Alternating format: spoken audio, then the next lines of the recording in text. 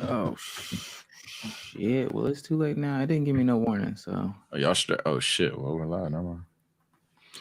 Ooh, fuck. This stomach is up 2-0. We waiting on that road game, fellas. Woo. Listen, man. Welcome back to another episode of Let's Keep the Buck podcast.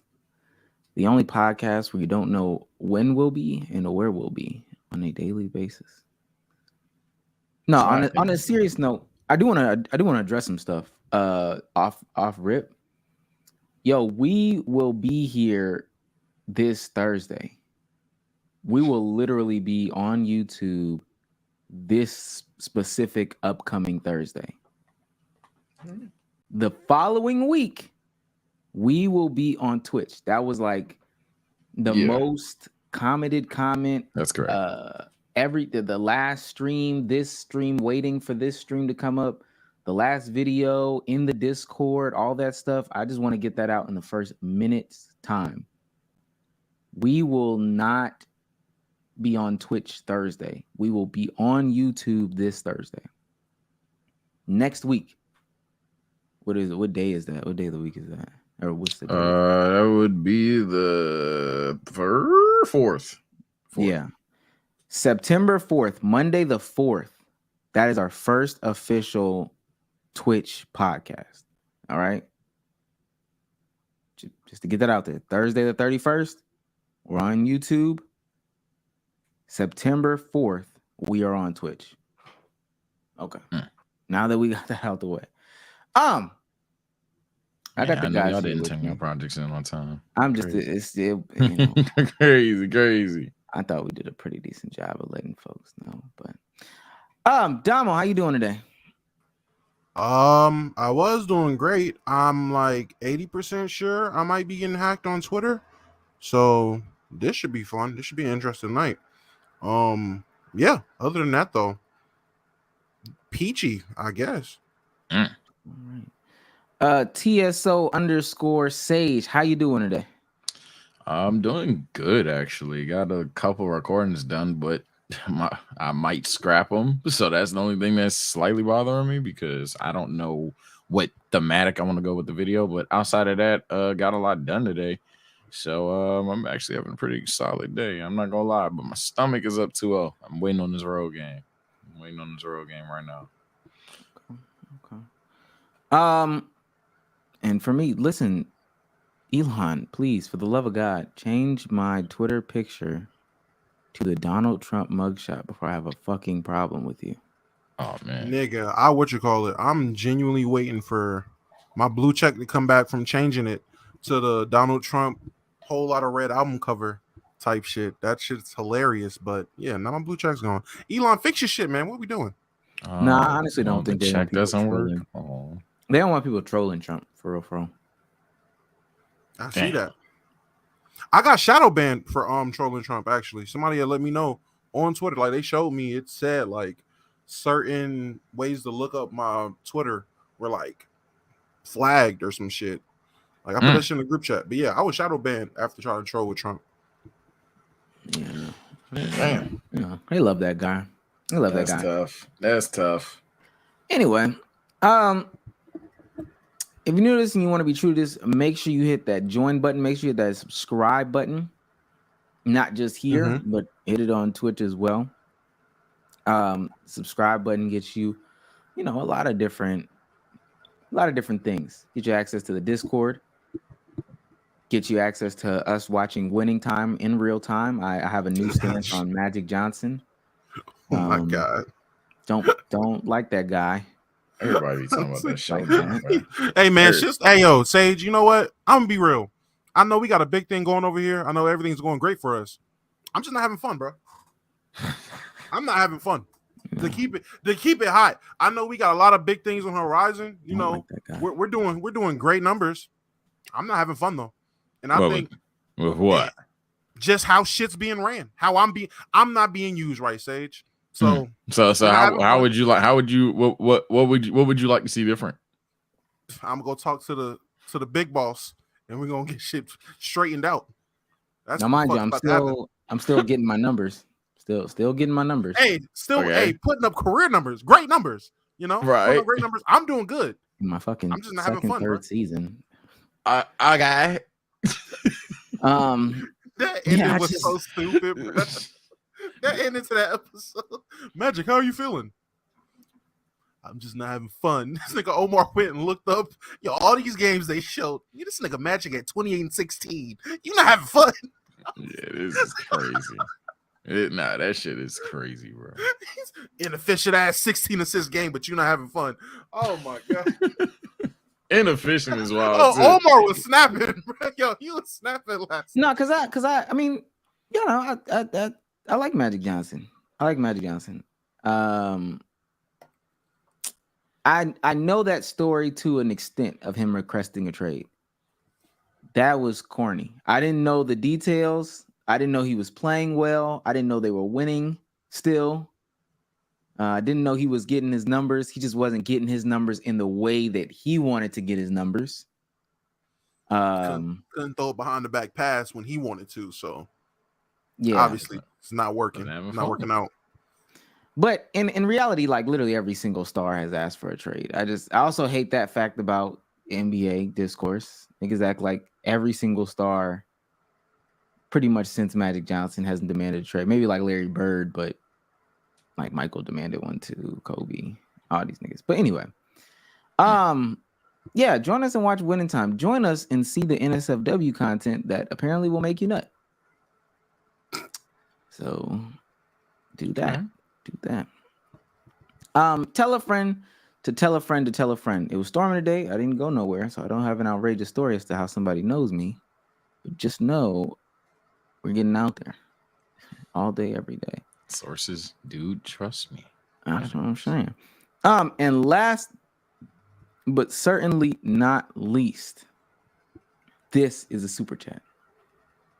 He's heating up. Oh wait, no. He's on fire. This is super chat.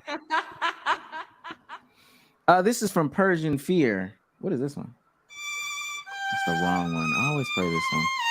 And this is one of those ones where I can't really stop it, so it just is what it is. There we go. Persian Fear says this is a super chat. However, I'm gonna have to leave a one state review on the iTunes store. I know what you meant, but hey, for y'all's consistent tardiness. The OGs remember when y'all read out those reviews. We did do that. That was great. But I will say this: the people that listen to the audio only, they don't hear us being late. Like they don't have a late issue. It's on time for them every time. Yeah, it's on time. Whenever they just someone's lying. That's how when you switch my audio over to YouTube, buddy. Go back. Yeah, I'm about to say you want punctuality. Go back. I Go back to where you belong. Came from. Let me see. Apple. I don't remember how to look those up. Y'all know we have like a huge woman following audio. Oh, nah.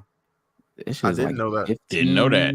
That's where they be coming from randomly. They be like, you know what? I'm gonna finally just go watch it live. And then you see that one random pop up. Burlisha. Who's Burlisha? Burlisha's audio listener. That's who Burlisha is. Okay. They're literally like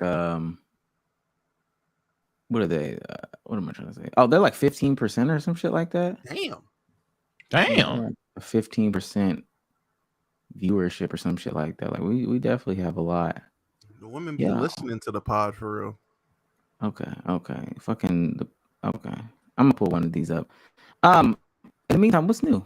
What's old? What's good? What's gold with you guys? What's new? Not much for me for real. I ain't gonna lie. For the first time in a long time, I have my hot take of the week because I recently watched that. Have y'all seen that George Foreman movie on Netflix? Have y'all seen that or seen about it? Like, have y'all? No, because I don't be believing in them things. Listen, I don't either, and I didn't want to watch it. My girl ended up putting it on before we went to bed, and I just got caught up because it was on watching it.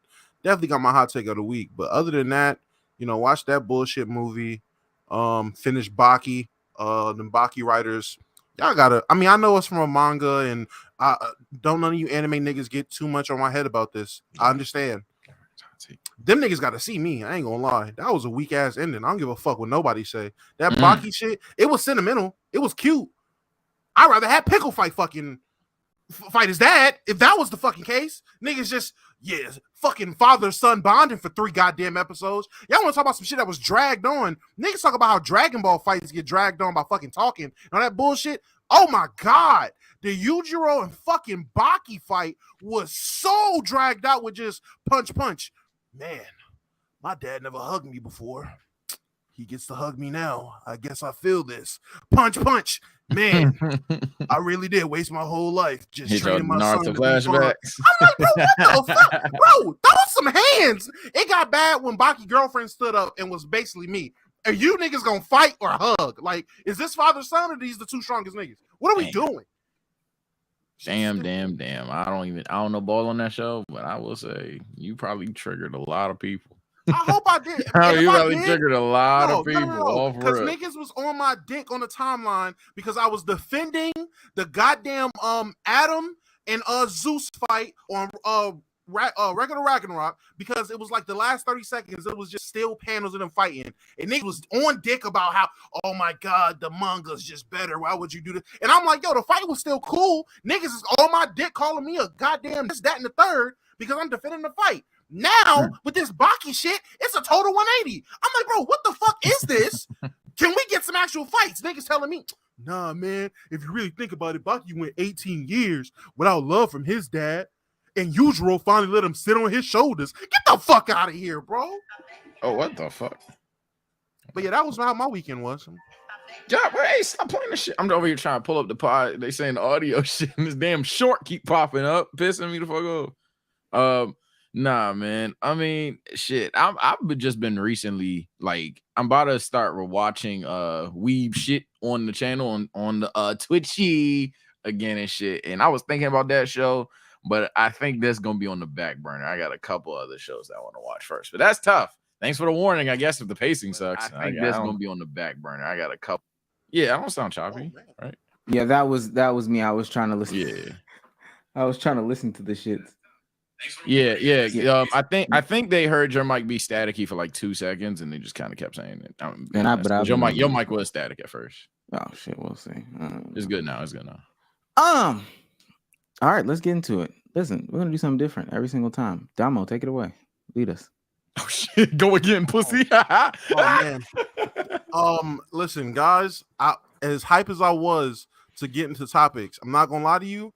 I got signed out of my Twitter on my laptop, so I can't like pull the topics up. So we're gonna do it like this. I got you though. I ain't gonna bitch up about it. You know, we got this. That's fine. Fuck it. I don't even need my phone. I know exactly what I want to talk about. So let me ask y'all a question. And I already know Omar. I know exactly what face Omar's about to make when I say this. So Sage, let me ask you a question because I'm scared. Why is it that so many niggas have such a problem with the NBA champions referring themselves as world champions? Oh man, that's exactly where I'm going with it. All right. Do you want to play the clip for this one? You want me to play the clip? I mean, you can. Yeah, I can't pull it up. I can't play. I can't pull it up. Play it through my phone. No. I thought you was gonna go with the clips that you sent. Well, no, I can't. No, I can't go with the clips because I'm signed out of my Twitter on my laptop. That's why I said I think I'm getting hacked. Because I don't know why I'm just randomly signed out. No, that's not what I was saying. But anyway,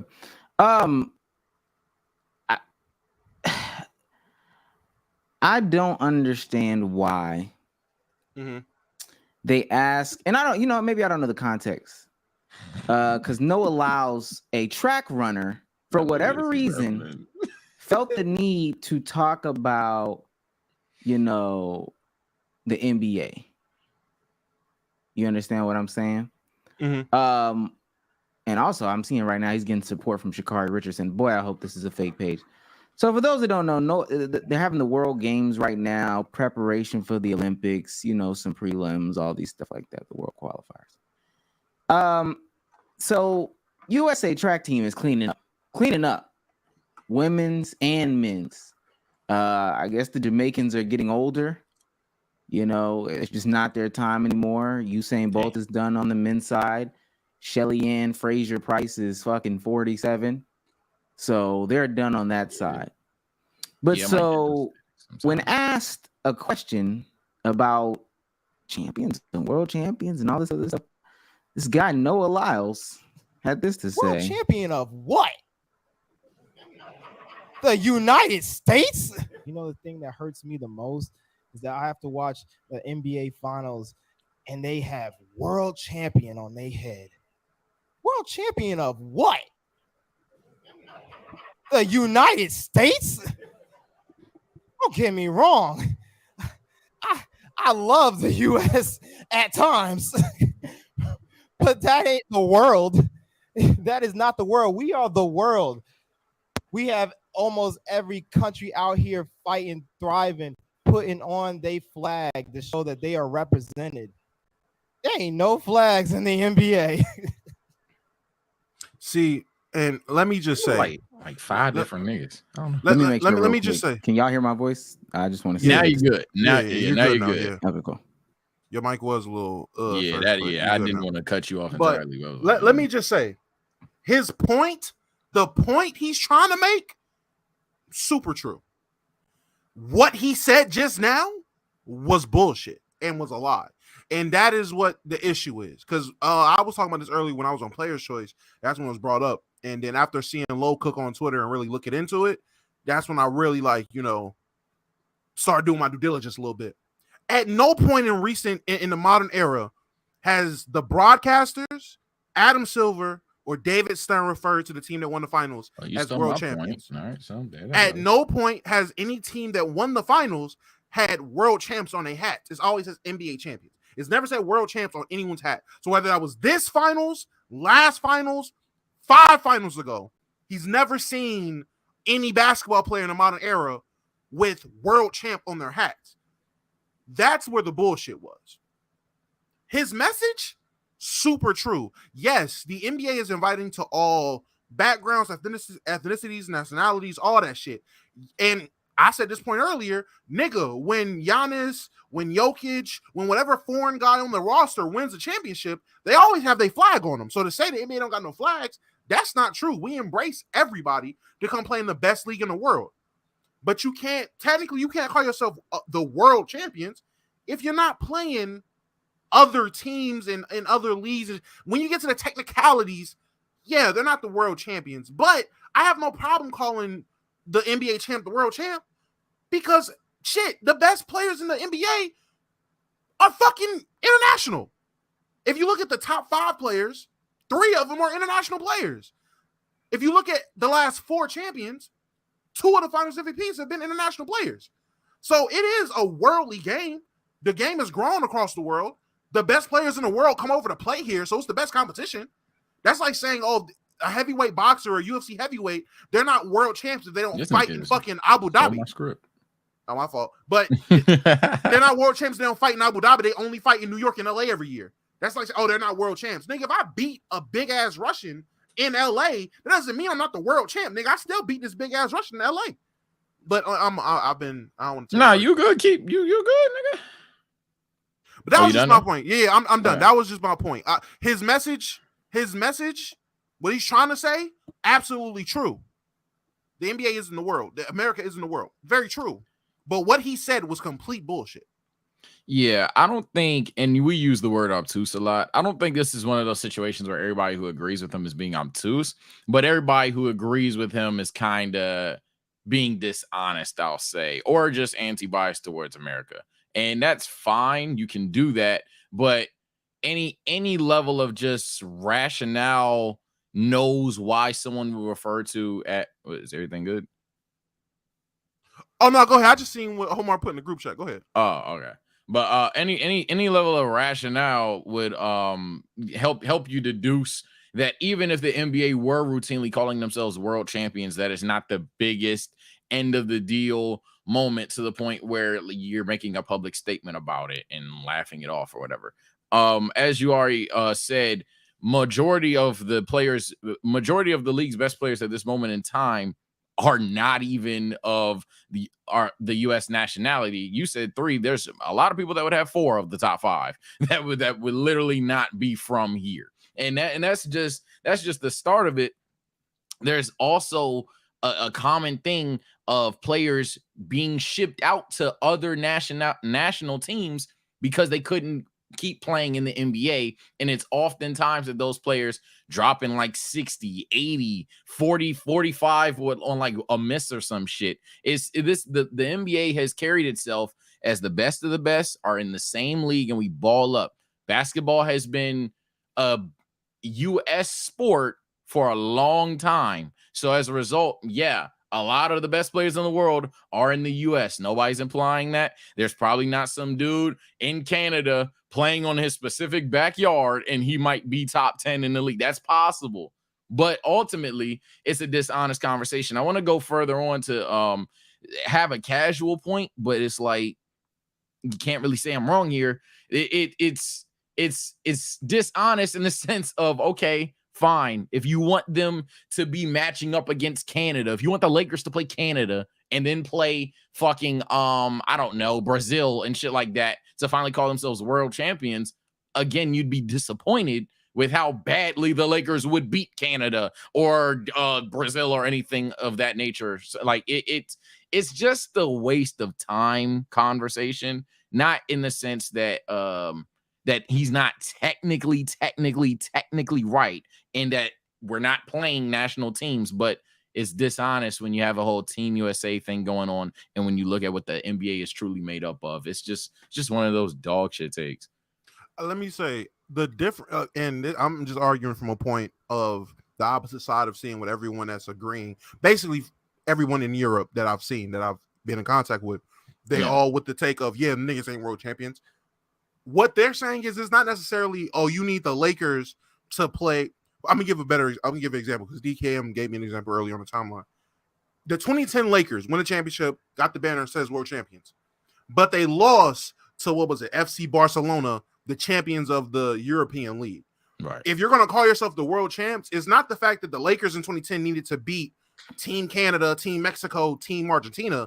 You need to, if the NBA is the best league in the world, the champion of the NBA needs to be the champion of the Euro League and also play the champion of the Greek Basketball League and play the champion of the CBA and shit like that and consider himself world on some soccer shit. Honestly, it just sounds like soccer shit. Yeah, like if you're going to say you're the best in the world because of your league, you need to beat the best teams in each league to call yourself the world champ. If that's the way they feel, put the bread up. Put the bread up. I'm about to say. There's nobody would have an issue. Put the bread up. Let them play it out, and we'll see what happens. Now, I do think a lot of this stems from the fact that, you know, other places. One, this is just like American arrogance to say world champs when literally this is a U.S. thing. Like the phrasing is American arrogance. 100%. And then two, I think this is also stemming from the fact that other countries don't give a fuck about basketball. Like I've said this before. If other countries, not saying that we would necessarily lose all the time, but it would be a much better competitive outing if other countries cared about basketball. We've seen it when like the Russians and the Chinese cared about gymnastics, when other countries have cared about track, when other countries care about hockey. Like we're not the best in hockey. You know why? Other countries care about hockey. So if other countries started caring about these sports in the way that we do, I don't know. I can't say what will happen, to be quite honest with you, but they just don't. So what that means, honestly, we're our only competition. When 2K says the number one simulation basketball game in the US, when there's no other basketball simulation game in the US, hey man, if there's nobody competing, I'm number one. Fuck is you talking about? It's just a hyper literal way to look at it. It's kind of like by design, it can't be national because there's no alternate, as Dama was implying, there's no alternate timeline tourney after winning a championship that allows these teams to compete. So by design, nobody could be the world champions of basketball. But again, it's dishonest when for the third time, I guess we've mentioned on the pod, the best players in the world do join the NBA unless they just don't want the money. I guess like I guess if they don't want the money, they don't join. But no, it's just a weird combo to have. But I mean, technically, I wouldn't call them world champions either.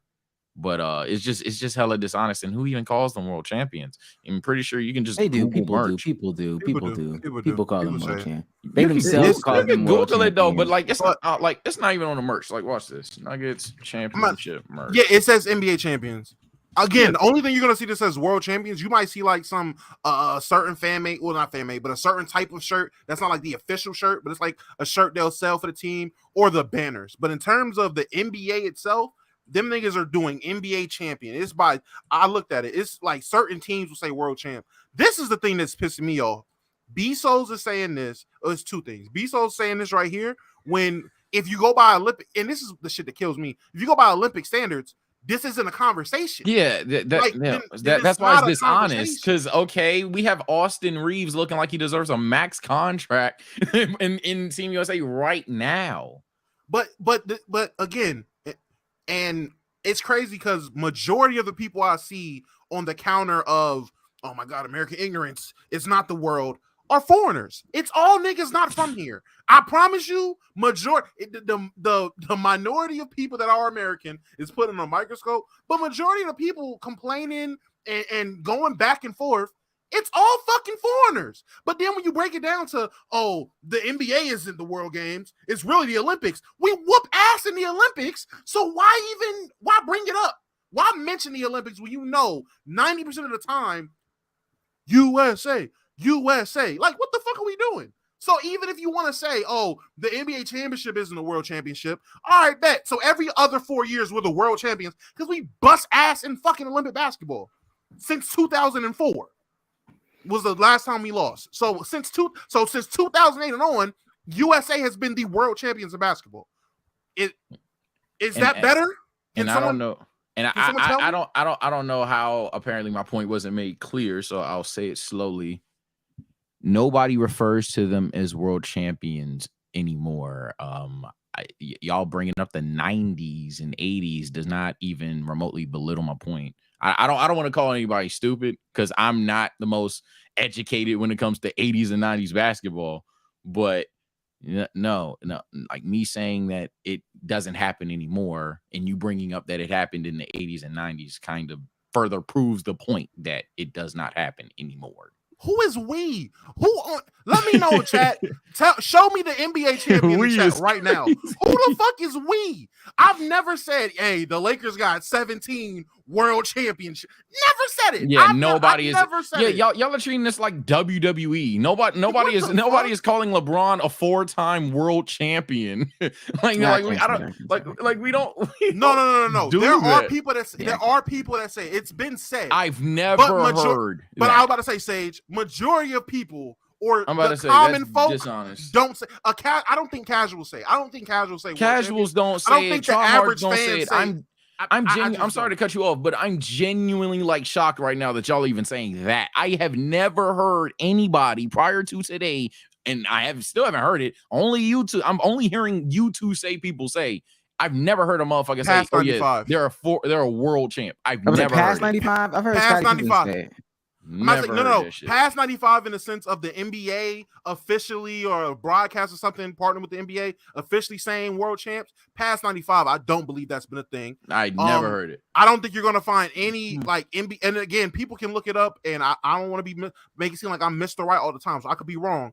Past 95, find me the merch that like the teams give out, like the championship merch that says world champs. Past 95, let me see it because when I looked, I seen banners. That was it. Everything else, like the shit the NBA give the players when they on the podium and get the trophy, it doesn't say world champ on none of it. It says NBA champ. When Adam Silver and David Stern presented the champions, they said the 20 or the 2000 NBA champion. Here you go. Like they've never addressed them as world champs. So niggas in here below the age of 25 talking about some, oh, it happened. Yeah, nigga, before you were born, before you and I was born. There's at no point in your conscious life did you hear niggas official with the NBA call it world champion. Now, if Dave from the barbershop calls niggas world champions, that's Dave at the barbershop, nigga. That's not the NBA. Everyone doesn't do that. I think I'm just confused by the timing too. Like, why is he saying this during Team USA basketball? So because it's the world qualifiers. What you mean? So we need to win another. We need to win with Team USA to be called world champs, or is he asking? Even that, I'm confused. true. Yeah, I'm confused. What is the requirement then? So because obviously people are just going to be 10 toes. Nobody's going to listen to anybody in this conversation. Either you're going to be anal about it or not. So the next question is, what qualifies the U.S. basketball team to be world champs? Like, if Team USA wins a gold medal, are they the world champs versus like the Nuggets? Is that the understanding here?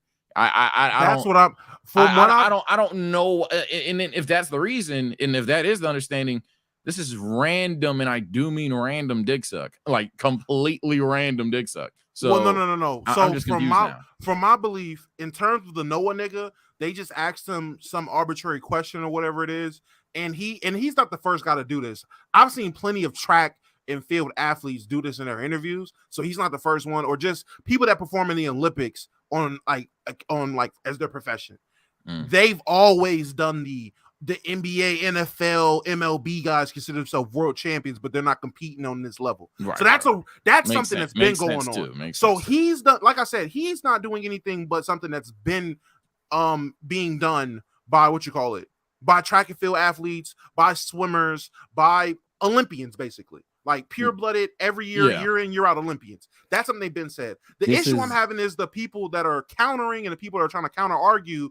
The B-Souls is, not world champ. The thing I've heard, the Olympic shit makes no sense because we whoop ass. The only thing I've heard that was remotely made sense was my nigga Mars earlier compared it to the only way it makes sense is to do it how soccer does it, which the NBA's champion plays the EuroLeague champion, plays the Greek League champion, like that. That's the only way it makes sense for an NBA team to be a world champ, is to play the champions from around the world and prove you're the best. That is the only way to make it make sense. Other than that, we're talking about Olympic basketball, which we all know how Olympic basketball ends when you put USA in it.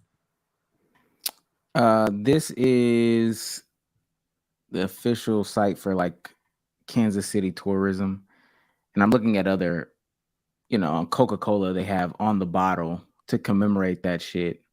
And that's why they're gonna call it world champs. They're trying to get people to tour Kansas City. They have world champions on the official bottle to commemorate it from Coca-Cola. People, Americans say world champion though. That's what everybody's saying. Americans say that. I'll make it clear. Americans do say this. I'm sorry, but I can't necessarily run with it. I'm not saying that nobody does and it's not like promoted. It's literally right there. But I'm saying, like, if you Google Kansas City Chiefs championship, you're doing a lot of scrolling to find someone that doesn't use either league championship or Super Bowl championship. It's not a common term to call them. It's not as common, I'll say, because it's obviously it's on a fucking bottle. It's not as common to refer to them as the Super Bowl champions than it is to call them world champions. Again, I don't hear people saying left and right all day, every day. You can show the screenshot. I'll show mine. People don't necessarily call them world champs left and right all the time.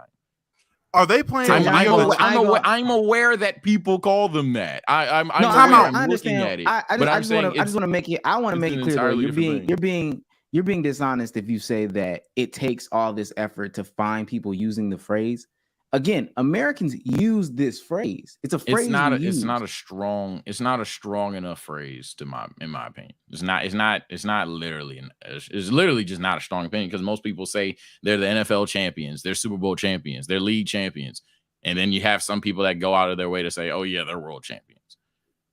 I think of the four options, it's easily the fourth. I don't think a person who watches football would even argue that. Is the audio for this "We Are the Champions"? Is that the song playing on this? It's somebody like narrating. No. I genuinely want to know, because that is an instance when motherfuckers will say we're the champions of the world when that song is fucking 100%. So that's why I had to ask. I'm not trying to belittle nobody's point. I just want to know because it was muted. It's just a song. All I'm saying is, in this conversation, Americans do say this. It's American arrogance, which is perfectly fine, because to me, at the end of the day, line it up. If you to line it up, and you got a reason to be arrogant. I don't think other people are like other people from other places are saying this, if that makes sense, that are actively competing in the sport. So like, I don't think the Slovenian team has like 3 people saying this. Oh, they're not the world champions, blah, blah, blah. This is just Lyles or whoever else, as a casual watcher of the sport. But if like, somebody from the Slovenian team was saying this, hey, Luka, line it up, man. Line it up. Get your team. If they win, get your team. Luka probably bring them back to Arizona, and they'll play in Arizona. And whoever wins, I ain't gonna lie, 2 rings, the belt, the Lombardi Trophy, the Larry O'Brien Trophy, the new Eastern and Western, whatever trophies you want, man. Steak dinner, all that shit, man. You get whatever you want. I've seen. Oh, go ahead. I was about to say, I keep seeing people, and I've seen this earlier, people bring up baseball's World Series. I haven't done it, but it's something I want to do, and I will employ everybody else to do it. Figure out why they call it the World Series. Is that some old marketing scheme because it's the most exciting thing in the world that they try to push in fucking 1904? Or are they calling it the World Series as short for World Championship? Find that out before you just start. Hey, baseball say World Series, don't they? You don't even know what the fuck World Series is supposed to mean, how it came about, why they call it that. Find out first. Because if you look it up and it's fucking Jim Crow said World Series because this series was the most exciting thing in the world in 1901, you're going to look stupid. Yeah, it's just at the end of the day, as someone just typed, it's just a grammar thing, because even if I'm 100% wrong and everyone were to call them the world champs, let's say nobody has used the term Super Bowl champ, NFL champ, and they're all world champions. It's such a dishonest thing because the world doesn't even like our version of football. So they're not even going to try to play the sport if we told them to ball up. They'd be like, "Ew, no, fuck that. Get and hand you a soccer ball or a real football." So it's just such a roll your eyes, dishonest argument at the end of the day. But by all means, niggas is professors. By all means. Baseball's been calling it the World Series. No, baseball, I'm pretty sure 100% has been calling it World. No. It's but Damo's right. Damo's right of the mindset of, okay, they're not. I don't fucking know anything about baseball. But if they're not playing national teams in baseball, then he's right in the sense of we've been calling it the world shit since I don't know when. So it's that's like, just literally semantics in baseball. Was it them literally trying to say this is the world championship, or was it just old marketing? Because again, baseball is genuinely the oldest professional sport in America. It's just what they've been calling it. Yeah. No, I'm not saying it's they're trying to promote something or whatever. They've just been calling it the World Series forever. Yeah.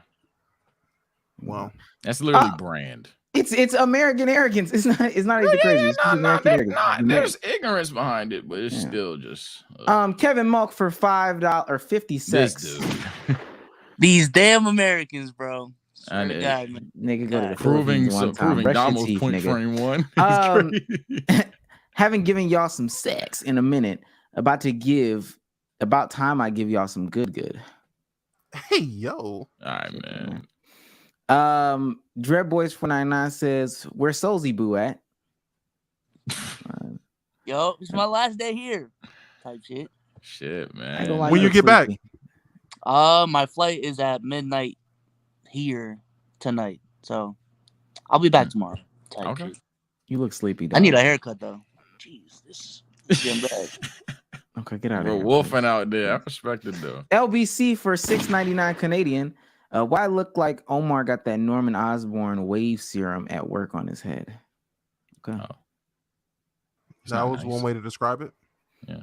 Okay. And Great Warrior for $4.99 says, question for you guys. Favorite fast food burger spot? I know Damo be eating everywhere. Let me say this. Not. We found out in Texas, all fast food burgers are literally the same. Not gonna lie to you. So that is his opinion. Not true. No, I'm about to say I don't know who did that. I don't know who said that. It peaks out.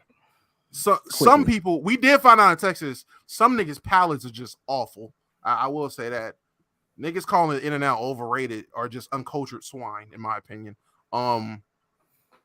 But I mean, it depends. If we're talking fast food burgers, or are we talking just like a burger spot? If you're talking burger spots, you might not even know. You might live in Kentucky. I don't fucking know no good burger spots. Nigga, he said fast food burger spot. The best fast food burger is the Quarter Pounder from McDonald's.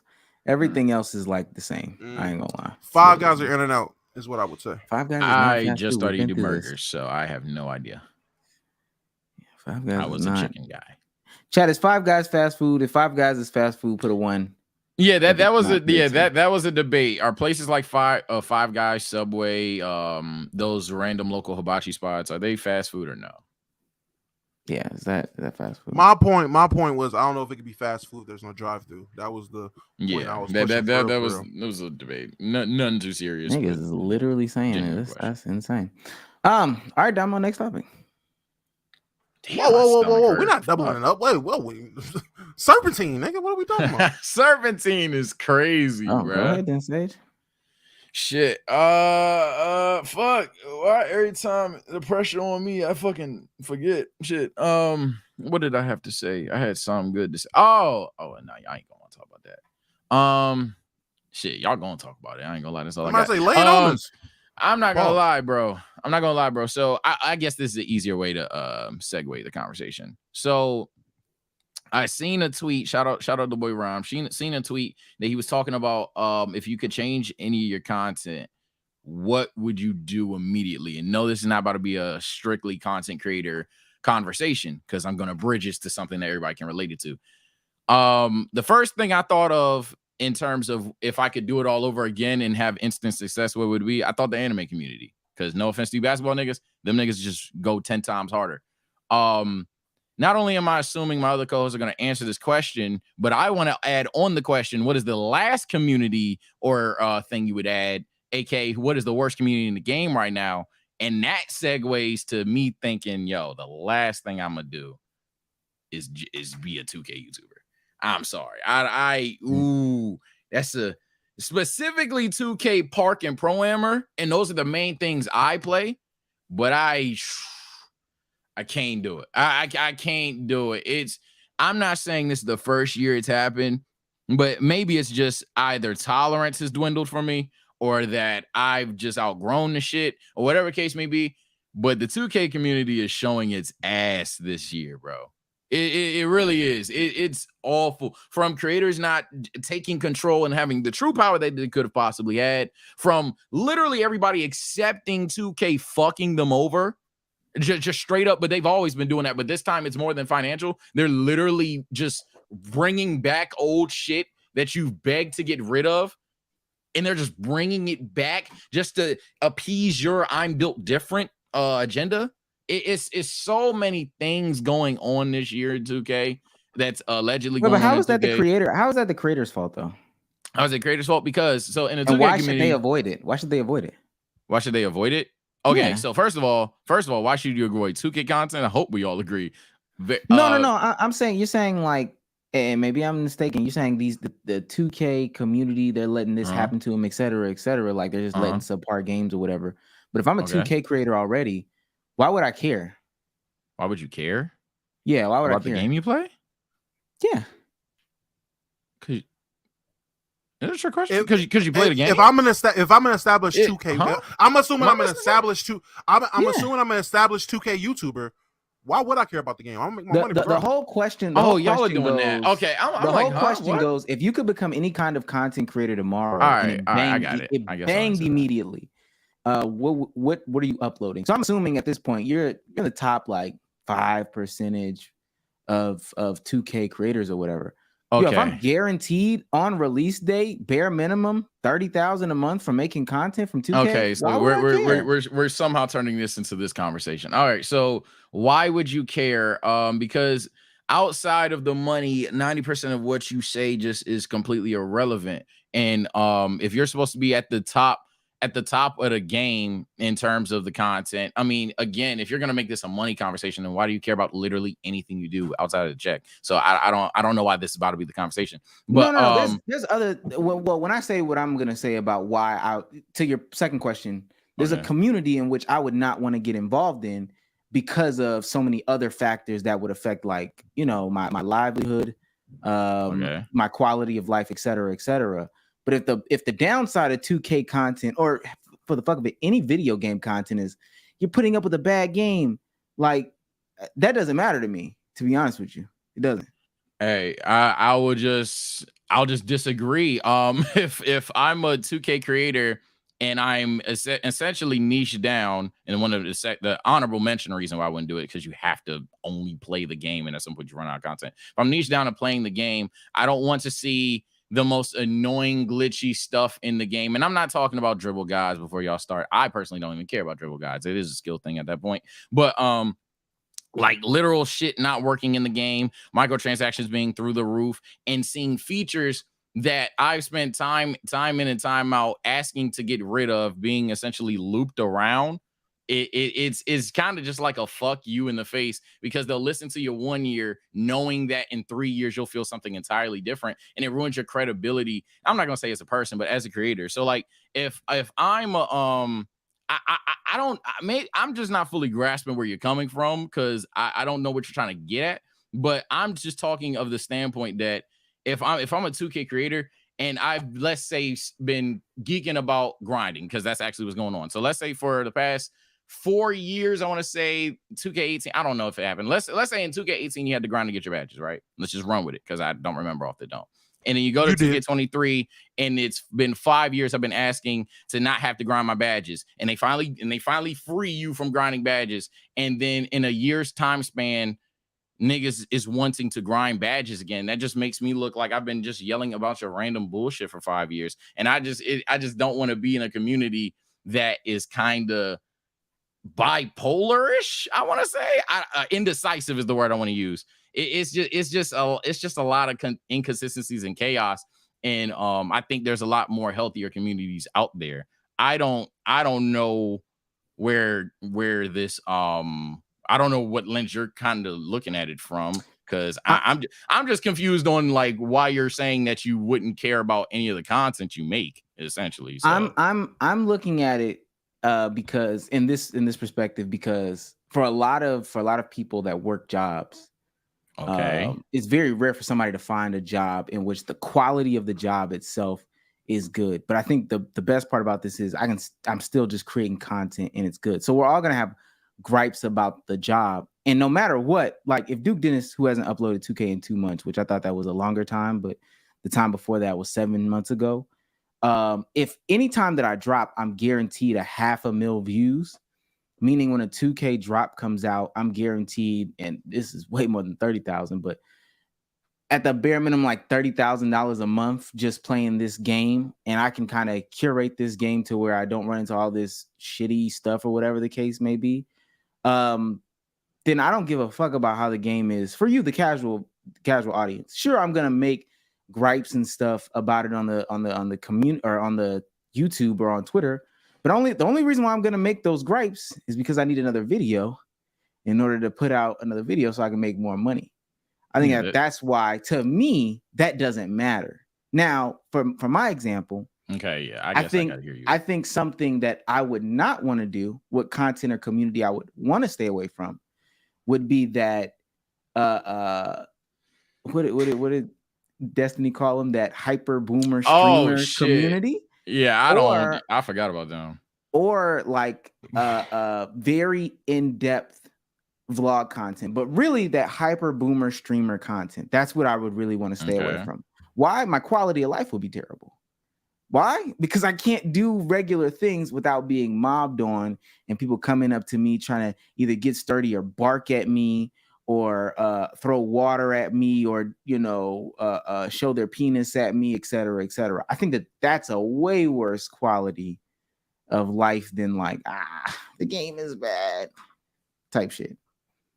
I guess, but I guess, but if you're gonna micro it down that much, but I was talking from content standpoint. You applied something that could affect you in real life. I mean, I can't really disagree. But you asked what community would I not want to be a part of? I mean, I'm not gonna do the And even I'll say this even from a content perspective, if I had to get on camera every day and yell and bark and take my shirt off and stick fireworks up my asshole every single day, I wouldn't want to do that. That's a terrible way to make content. And then I have to top myself every single day. Yeah, that's terrible. But I guess on the flip side, if I have to name some of the tortures I've seen creators who aren't exactly Duke Dennis levels of 2K at their point in time, mid-level, and granted, you would have success. I don't know what that's a vague point, but let's not ruin what the tweet's intent is.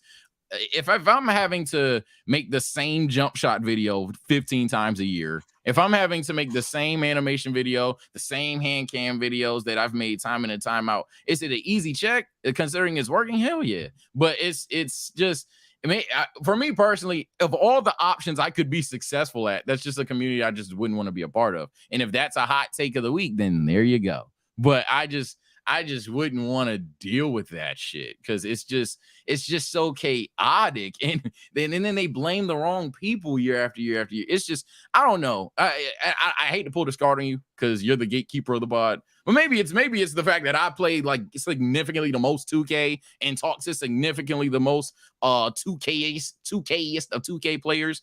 Maybe that's the reason. But I'm telling you, it's just community to just give me a fucking headache to talk about. Before Damo goes too, I think that there's ways that you can make 2K content and not do those things. I mean, Click does that exact same thing right now. Yeah, I said my part in Rec. But Click does the rebuild community perfectly fine. I think Peter does something like that as well right now. If you were a hyper boomer streamer, there's no way you could avoid not taking your shirt off and dancing. Yeah, agreed. But go ahead, Damo. Oh, let me say this. Yeah, what was the one you would do? If there was one that I would do, I said vlog and lifestyle or cooking. But honestly, to be honest with you, it would be a podcast. It would still be podcasting. If I could be in the 1% of podcast, he's talking about bang immediately, but if I'm thinking the top of every single, one of these things, like being Joe Rogan is like very, very appealing to me at least. And then my two answers again, that hyper boomer streamer. My other answer, that Mr. Beast style content. I could not do it. I got some of the math back on that, and I do not. No, it's not worth it. I could see podcasts if you're thinking from being at the top of the top in terms of like podcasting for 20 years. Yeah, I can see that. I would say if it's again top of the top, I'm in the top 1%. For me personally, I would say Call of Duty. That's a good one. It's plenty of examples. It's plenty of examples of guys that are at the top of the top that aren't even the best players. It's just having fun. If I could turn my game on and just worry about having fun. I don't have to be good. I don't have to go on crazy streaks. I can just literally turn my game on, make motherfuckers laugh, clip up me talking shit, me talking shit to people versus playing. I can make content off of. So me, if it's literally instant bang, top 1%, I'm gonna say Call of Duty. And the content I absolutely would not want to do at all. It's a tie. It's a 3-way tie. ASMR, mukbangs, and ASMR because that's just a pet peeve. I hate that whispering shit. Mukbangs, Omar knows this. Pet peeve. Can't stand people chewing with their mouth open and trying to talk. Conversation. Either talk or eat. Don't do both. I don't know who raised you niggas. Wolves. Where's your dad? 3, I would say VTubers. VTubing is the weirdest shit to me. I just, that shit's so weird. I don't know. It just feels weird. The concept, I mean, being a personality. Hey, for the poggers in the chat, they're gonna get you. Listen, I get it. Sell motherfuckers on your personality. Niggas just fall in love with your personality, your voice. The shit gets weird. Motherfuckers get the ooh-wooing and jiggly titties, and it's a nigga. It's like, all right, bro. Like, that's where I was like, all right. Like, and I'm not talking about VR chat. I'm not talking about VR chat. I'm talking about actual VTubers. If you don't know what a VTuber is, tab over real quick. Just type in VTuber. That's all you need to see. Yeah, I'm not even going to further describe it because that will honestly cause a war. Them niggas is diehards. I'll say this to go back to the anime one. The reason why I didn't really elaborate on it, I got caught up in 2K. The reason why I'm choosing anime is I think it's not only one of the strongest supporting ones. If you get to the point where you have an acceptable opinion, they're going to disagree with you. They're going to cook you regardless. Fair enough. But I think at the end of the day, they all know it's just fucking content. And they're honestly one of the more diehard ones. But 2 and more importantly, and y'all know, I'm not a niche down creator. Anime niggas is easily, in my opinion, one of the top 3 versions of content that you can pivot out of. I think that community falls in love with the creator more than it does just the concept of the shows. Or even if it was just the concept of shows, you have endless options. You can even go to cartoons even. So I think it's just way too much room in terms of doing what you want to do. So that's why I say anime community is kind of clearly my number one, to be honest. Anything that has high volatility is like, but I do like your vibe. lifestyle pick. Hey, y'all don't know ball. Just being able to pop the camera, do some shit, and everybody fucking love it. Easy. Them niggas with the high volatility. 2 years. You got 2 years, man. Big Zach for 1999. He's on fire. Says he's heating up. Whoa, this is crazy. Love the pod. Thank you, Big Zach. And then also says y'all spitting for real. Bang, I seen that bang, motherfucker. bang, bang, bang. Kyle Huawei for $5 says, ladies and gentlemen, we got him. Yo, Damo, anything popping off on SnapMap right now? Shit, I'll check right now. Oh my god. Hold on, Yeah. I'll check live on the pod. Street Again, sponsored I don't know. Snapchat. I don't know if it's like if my area got anything like popping, but we can find out. Tutorial content is something else I would do, or something related around like a technology. When I saw that question, I was thinking like, what could last forever, and that doesn't have me in that category of like an entertainer? Because my thing with the entertainers is, my thing with the entertainers is like, Niggas on the I boat. ain't gonna lie, you could be here one day and gone tomorrow, but the dudes that are making like news related content or reviews on, the new iPhone, they'll be here forever. Marquise Brownlee will never go away unless he decides to go away. I think my only problem with saying tutorial content is I'd be afraid of being the thing I fear the most, and that's a nigga that don't answer the question. I'm sorry. Like, you give a good tutorial, but you're not answering the question. Have you ever had a specific problem? You type that specific thing, you get a specific title, and it doesn't answer the question. It's helpful. You might even learn something, but it doesn't. Man, you know what that means? That just means you got another video. That's what you would hope, but they never make that video. They never do it. They just go in the comments. Saying they specifically type the shit. For you. You think it from a different perspective. I'm talking about from the content I'm creator. just having fun. I'm not being serious. I'm purposefully missing some questions in that tutorial, or review, or whatever the case may be. You know why? Because I'm about to drop 16 top 6 hidden features from an iPhone that you didn't know. Yeah. When I drop that whole shit, time there's 20. All right, bro. Yeah, bro. And I'm gonna drop that 16 times. And you just don't even know it. It's and really the video 1 through 5 you've seen before. Yep. You've literally seen it before. I've seen people reuse clips quite literally. It's just like, yeah, man. Wait, can I change my answer? I said COD. I know I said that, but now I'm thinking super easy. I want to racing marbles, nigga. The marble racing, nigga. Hey, that's the. It'll be here forever. We talking about just easy money. Now we just talking easy bag. Hey, you talking about wake up, flip the camera on, everybody love it, nigga. Can you imagine wake up? I'm gonna roll these marbles downstairs real quick. The street's gonna love this one. Well, shit. If we talking about easy bag, if we talking easy bag, I changed my answer. I want to be an NPC, nigga.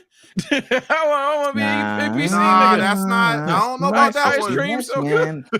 Too much, man. Did you see Glizzy Overdrive? The Glizzy Overdrive, nigga. Did you see Glizzy Overdrive activating icons? That nigga. Oh, now that's the funny one. I don't care what nobody says. That one was funny. Overdrive. That was funny. Yo, what the fuck? He's a rare condition. That was funny. That was genuinely funny. I'm not doing that shit though. I got a long one from Overdrive. I'll be reading some of the assholes for this, and I'd swear this one just really boils my blood. Am I the asshole for being honest with my girlfriend when she asked a question about the birthday cake she made me? I, 34-year-old male, had a birthday just yesterday, and my girlfriend, 36-year-old female, offered to bake me a cake. I told her that I would prefer a chocolate cake, devil's food, with chocolate icing and nothing fancy. She is usually a great baker, and I guess she thought that wasn't fancy or sophisticated enough or something. So she baked me a chocolate cake with vanilla icing between the 2 layers of cake, then surrounding in chocolate frosting. The cake was fine, but I was disappointed because it was not what I wanted. She must have noticed and asked me if I was disappointed, so I was honest with her. Yes, I was disappointed, It wasn't the cake I asked for. I said if I wanted vanilla in a cake, I would have asked for vanilla in the cake. I didn't make a scene. I didn't pout. I even ate half of a slice, the chocolate part. She got upset with me and said, but I've made vanilla cake before and you liked it. I pointed out that I didn't mind vanilla icing, but it's not what I wanted for my birthday. Her feelings were hurt, and she even pulled I'm not going to make you any cake next year, which I replied with, I will order my own and get my money back if they don't do it like I want it. Apparently, that was the last straw. She asked me to leave and later texted me that I embarrassed her in front of her kids, and now she won't reply to my message. So is the dude an asshole? Well, for one, this is a skit, so I'm not even worried about that. Let's start with the typical. Is it real? Is it fake? Nah, that's a skit. It's 50%. I'll say the reason that's real. The reason why it's 50% was because I don't know when. In 34 scares me. When are people gonna outgrow the idea that their birthday is just some like holy S tier thing where you can just be a dick, like everybody has to just. Like, I get you're supposed to get support on your birthday, but holy shit, motherfuckers treat that shit like Super Bowl on 50. I don't know. I've never been. I've never been this guy that like, I have a birthday and everybody has to just essentially suck my dick. Like, it's just annoying. Because he asked for a cake? No, this is a skit. This is a skit. Nah, bro. You trying to gaslight it because he asked about a cake. Nigga, that nigga said he didn't make a scene and proceeded to eat cake. And he was like, I'm going to only eat the chocolate part. He's 34. He's 34 years old. And he has a fucking cake on his plate. And he's like, icing. And he's not, and he doesn't even dislike icing. He doesn't even dislike the vanilla icing. He's meticulously sad. I'm sad. Eating only chocolate parts of the cake. And you're about to gaslight me. This nigga's being a diva. This nigga's being a diva. And I don't like that shit, bro. I say I don't like that shit, and I know for a fact he only act like that because it was his birthday. So that shit lame as fuck. Wait, Omar, before you go, let me just get this off. You got it. Listen, there's only one day where I feel, and I ain't gonna say you can, act like a dick or anything, but there's definitely only one day out the year where if you ask for something, you should definitely get what you asked for. And that is birthday. I mean, hey, and Sage, you cannot give a fuck about my birthday. But if my girl asks me, what kind of cake do you want for your birthday? 100%. And I say chocolate cake, and you decide to do chocolate cake with some bop in it, I reserve the right, at the very least, to be like, I'm disappointed because I didn't get the cake. And you can say you're disappointed. You can say you're disappointed. That's cool. I'm saying if you was over there and someone said he said he didn't pout. Boy, what are you two niggas? Shut up. Anyways, like the nigga proceeds to pout, behave different, look disappointed by his own verbiage, and eat only the chocolate part of the cake that he doesn't even dislike vanilla. The nigga's being sassy as fuck. Y'all already know I don't like sassy ass niggas, bro. It's like, sassy to not want to eat the cake that you didn't ask for, bro. He's sassy because he doesn't even dislike vanilla cake, dislike vanilla icing, but he's throwing a little temper tantrum about the shit at the age of 34. So let me get this straight. You would have ate the entire cake. Bro, I would have been mad. I'm asking you, would you have eaten the entire cake? You would have been mad. No. Let him answer the question. Yeah, stop interrupting. Let me answer. Let's say I'm really a foodie. Let's say I'm really a foodie. I'd have been upset. I'd be like, damn, I really want a chocolate type shit. Oh well, and just eat the fucking cake like that. That's it. I'd have been upset. But hey, listen. I understand that you would have ate the cake. I can now say you would let people walk over you in real life.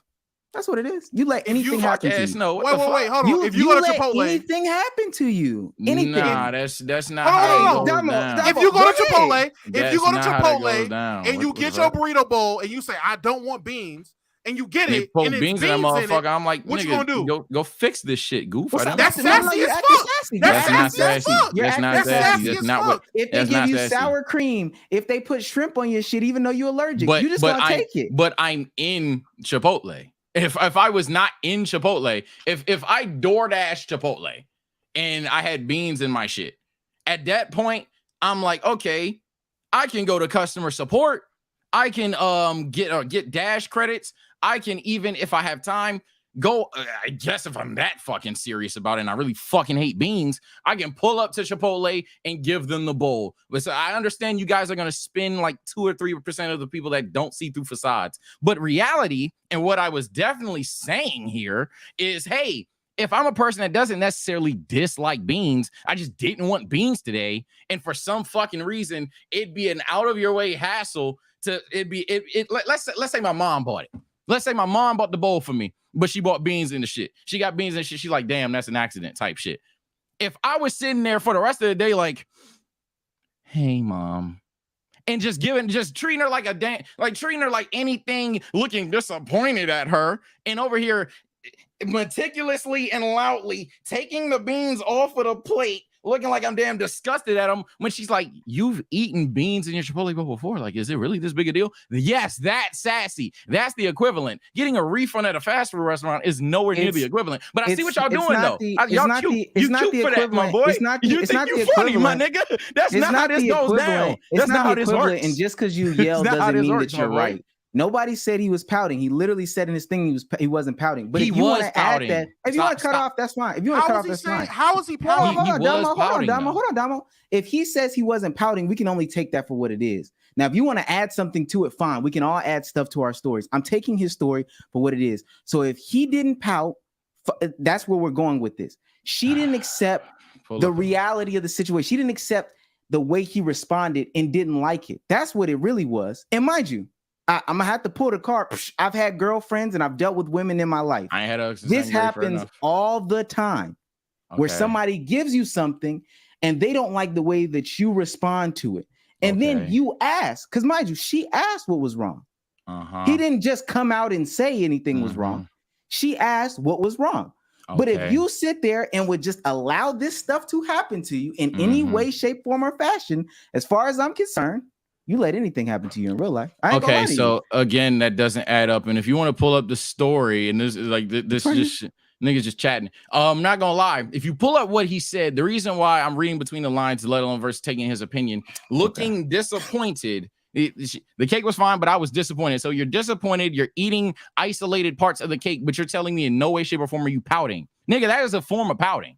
And that is 100%. That is 100% a form of pouting. That's passive aggressive at best, at minimal. We don't need to play. Ooh, I almost said a crazy word. We don't need to play stupid. We don't need to play dumb right now. That is literally if you bought a child a Sonic toy and you wanted a Knuckles toy, and you seen him play and he is far less energetic, walking around, head down, all that shit.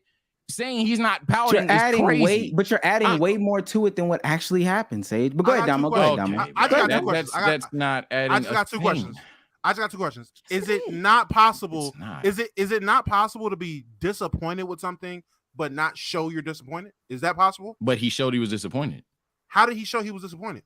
Well, one, he quite literally told her, but then two, more importantly, again, he asked him. I'm saying he still showed it. Like you said, how did he show you? No. That's how you tell it. So we're asking, how did he show? How did he show he was disappointed? So for the third time, again, if you want to take his surface level part where I swear I didn't pout, go ahead. That's the weakest shit that I've ever seen you two accept as an answer, because of all people, fucking Omar, let alone Damo, hearing a person do something like this and saying, oh, but trust me, dude, I didn't pout, is crazy. But regardless, again, he doesn't have a disdain or disliking towards vanilla icing. So him meticulously, because it's his birthday request, cutting off the cake or only eating the chocolate parts is definitely being mad picky and passive aggressive. 100%. If like you're not even thinking from Shawty's perspective. From her perspective, she fucked up 100%. And that's kind of fucked up that you like fucked up on this date. Cool, whatever. But like the nigga proceeding That's cool, whatever. Yeah, anyway, so proceeding to then get it rubbed in your face, I guess is the point, is sassy as fuck. Rubbing that. If for whatever reason I said something inappropriate on the pod and we got through whatever situation was. But for the rest of y'all days, in a non-trolling manner, like a dead ass stray shot matter, y'all threw that shit up in my face. At that point, it's like, all right, what's up with you, bro? Like, what the fuck? Like, why are you being sassy as fuck? I'm gonna do this. Like, I'm gonna do this from now on. Anytime we read a story, I'm gonna read between lines. I'm gonna add more context. Okay, whatever. yeah, please do, because you already do that. I want to move past. I want to move past this specific point in the story, because mind you, even if he was pouting in this situation, even if he was passive aggressive in this situation, she asked him a question. He responded, "Hey, I didn't want vanilla in the cake." Cool. It doesn't. I don't know either. After she asked about it in a situation, pulling up comments that agree. Fun fact for offline viewers: 90% of the chat is like these niggas trolling. But okay, nigga, I just pulled up something I thought was funny. Oh my god, bro! That's corny. Oh my god, that's corny too. Oh my god, no one's trying to be right. I wasn't even talking. I pulled up a funny comment. It was funny. I was laughing. I'm just saying, bro. Oh my god, no, I got you. Hey, meat and potatoes is jumping on stage. Don't even worry about it. My fault. Hey, don't even here you go, buddy. Hey, thank you. Is that PB&J? Fuck nasty. Thank you, bro. Like here we go. Don't even worry about it, bro. But I also, and let me say this too, because I'll get disrespectful after I say this. So let me say this: after he shows his passive aggressiveness, she asked him. By the way, that's pouting. She asked him what's going on, right? He says, "What's going on?" It should have stopped right there, right? Huh? Hey, I didn't want vanilla in my cake. cake. No attention. She asked him on his birthday, "What's going on?" He said, "Hey, I didn't ask for vanilla in my cake." I'm not mad at him for telling that. Yeah, that's fine to say you're just. So it should have stopped right there, right? What do you mean? Like, what do you mean? What should stop right there? Should the conversation have stopped right there? Because we still got to figure out if he's an asshole. Yeah, if you find out why he's disappointed, if she tried to gaslight the nigga after that, then yeah, she would have been weird. But him proceeding to do what he did kind of implies that he was insanely sassy in the moment. So him proceeding to do what he did again, she asked him. This is after. No, you're trying to make the meat. You're trying to make it seem but you're not listening to me because you're trying to make it seem like I said that him responding that he is disappointed makes him sassy. I keep saying that's not the case. Sage, I haven't said that. I'm not insinuating that. I'm trying to get through the storyline. Go on. So he's eating the cake. She's seen how he's eating the cake and can see the disappointment on his face. Okay. She asked him, "Well, what's wrong?" He says. Let me go back and get the exact words. If I wanted vanilla in a cake, I would have asked for vanilla in the cake. Should have stopped right there, right? Yeah, for the most part, unless she can have a follow-up sentence or two, but for the most part, yeah, it's like okay. You know why he's disappointed. But I've made vanilla cake before and you liked it. I pointed out I don't mind vanilla. Yeah, that's fine. But it's not what I wanted for my birthday. Okay. It definitely should have ended right there. But at some point, again, are we not listening to the actions of it and what that could potentially mean? Because what did she go? What was then the reason why she left and everything? Because it started to look embarrassing in front of. How is that a no? You've gotta, because you're skipping steps. If you want to do the whole story, what else am I skipping? All right. Her saying, "I'm not gonna make you a cake anymore next year for your birthday at all. I'm not gonna make you a cake anymore." Because again, we're ignoring the extent, we're ignoring potential extent, and this is what you're skipping over, of how truly this nigga could have just been sitting over there, yes, pouting.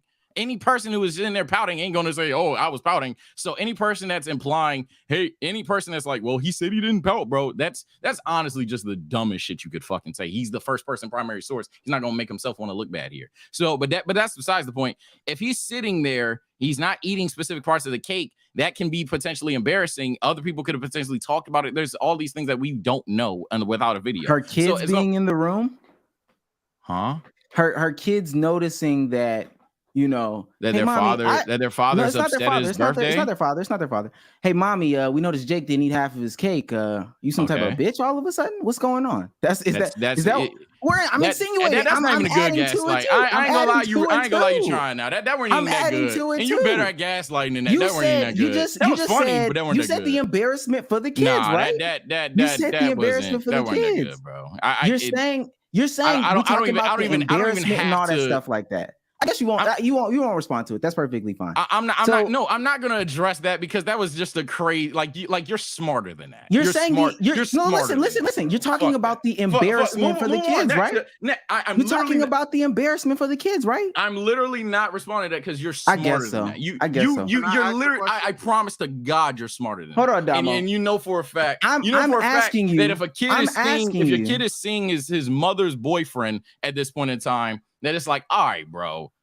What's up with him? It's his birthday. You bake the cake. What's wrong with them? And if that is happening, and she already talked to him, she would then be like, I mean, damn, like, is it that serious type shit? Like that's no perfectly fine, normal dialogue. So I don't understand. Hey, I'm gonna tell you why it's not perfectly normal dialogue. And this is me being 100,000% serious. I'm listening. I promise you. And you can elevate how much he was physically pouting, scraping it with one hand in the air, or whatever the case may be. If that man was eating his cake, these sound like kids. We can insinuate their ages and all that stuff or whatever, but I heard kids. I'm thinking people less than 10. If they saw him eating that cake, they saw him eating that cake. Now, what was embarrassing and what elevated the conversation is the continuation to something so extreme as to say, I'm not going to make you a cake until I'm not going to make you a cake next year at all. That's embarrassing. If you wanted to be an actual adult and have a conversation, then we could have waited until later on in the night. Hey, stuff like that happens all the time in my relationship and other relationships that I've been in. It's been a moment or an incident in which I can feel that there's a vibe off or something going differently than it normally does. I take mental note. Later on, when we're in the car, when we're by ourselves, when we're through text messages, I might even send a text message right then and there. But I say, hey, you feeling all right? And if that response doesn't seem to be okay, then I know, hey, we're going to put a pin in this, a mental note, and we're going to have a private conversation. But I'm telling you, even if these were adults who could notice the temperature in the room, I'm not about to have a full-on conversation with you right then and there. What I want to say is this. This is your special day. This is your birthday, right? You are allowed to put in requests, but even outside of your birthday, if I can't put in a request, especially if you ask, if I can't put in a request for something specific and you to return that something specific, don't ask me for shit. Don't ask me to do anything. Don't ask to contribute any way. Because like he said, I could have paid for something that I wanted. I could have gotten exactly what I wanted in any other way. For my birthday, I put in URLs. I put in links. I send links. And if you're not going to send that, I send cash apps, period, point blank. Anytime, my graduation, I'm sending specific links or I'm sending cash apps. Because what you do when you do something that is not specifically what I asked for, you're doing two things. Either you're going to inconvenience me or you're only stroking your own ego. Will Smith talked about it with Jada Pinkett Smith. Jada Pinkett turned 40. She said she didn't want no birthday, nothing special. She just wanted a family dinner with her immediate family. Will Smith took that as a sign. Oh, fuck that. I'm going to do a whole shebang. I'm going to invite 50, 60 friends or whatever, and we're going to do it real big. But he didn't do that for her on her birthday. He did that for him and his own ego. And that's what that should be right here. Now, if you sit there and accept it, see that's where you go left. That's where that last part is where I think you start to troll or gaslight. But for the most part, I'll even go as far as to say this for majority of what you said, and maybe this is where the compromise and debate can. Bezos would have let that nigga walk in front of him at that restaurant had Damo or me not say nothing. But that's different, you know why? bro. I'll let you go. No, I'll let you go. But no, seriously, all troll aside, and that's fucking funny. But all troll aside, seriously, I think if there's any point in time where this debate can be compromised somewhat, is that, man, maybe this was a misunderstanding. Nobody's arguing that she is either right or even a good person. I will make that clear right now. And if that's where you two were confused, if that's where chat was confused, let me put this in the boat right now. She's an asshole too. Because as you said, and I'm a realistic person, my logic is consistently throughout many of these topics, what happens in real life. So in real life, if not 90% of the time, she made the wrong cake. Damn, you fucked up. You can notice that shit. She might even talk about that shit with her friends. For her to even give him the chance to make a scene of it is on her 100%. So I'm not saying that he is coherent. I'm not even saying that she is coherently this angel, innocent angel. She obviously fucked up. But then she kept trying to make him accept it a little bit. But I don't think she necessarily gaslit it to the point where it's like, all right, now you're just being a fucking weirdo. While him, on the other hand, he kind of maxed out for no reason, in my personal opinion, outside of the surface level of, it's my birthday and I had a request. He maxed out. Hold on, he maxed out for no. He maxed out for no reason. He maxed out for no reason, and she said, "I won't bake you a cake next year." You could talk to Shorty about the shit in the bed or whatever the fuck. But you sitting there as a grown ass 34-year-old. I'm gonna keep emphasizing that, bitching about cake that you don't even find nasty. It's just not what you wanted. That's weird, and I will die on the hill that that's weird. That's weird behavior, bro. If someone that you say that you care about, someone that you say you would love, even if your mother, any person is watching this, because I ain't got a hug since second grade, so the only woman is literally siblings and my mother. So if my mother made me a cake, I wanted Oreos, she came home, fuck it, we only got strawberries. That's happened in real life. You want to know what I did? I just ate the fucking cake. You're adding a different caveat. I'm not saying that's a one-to-one. No, bro, stop.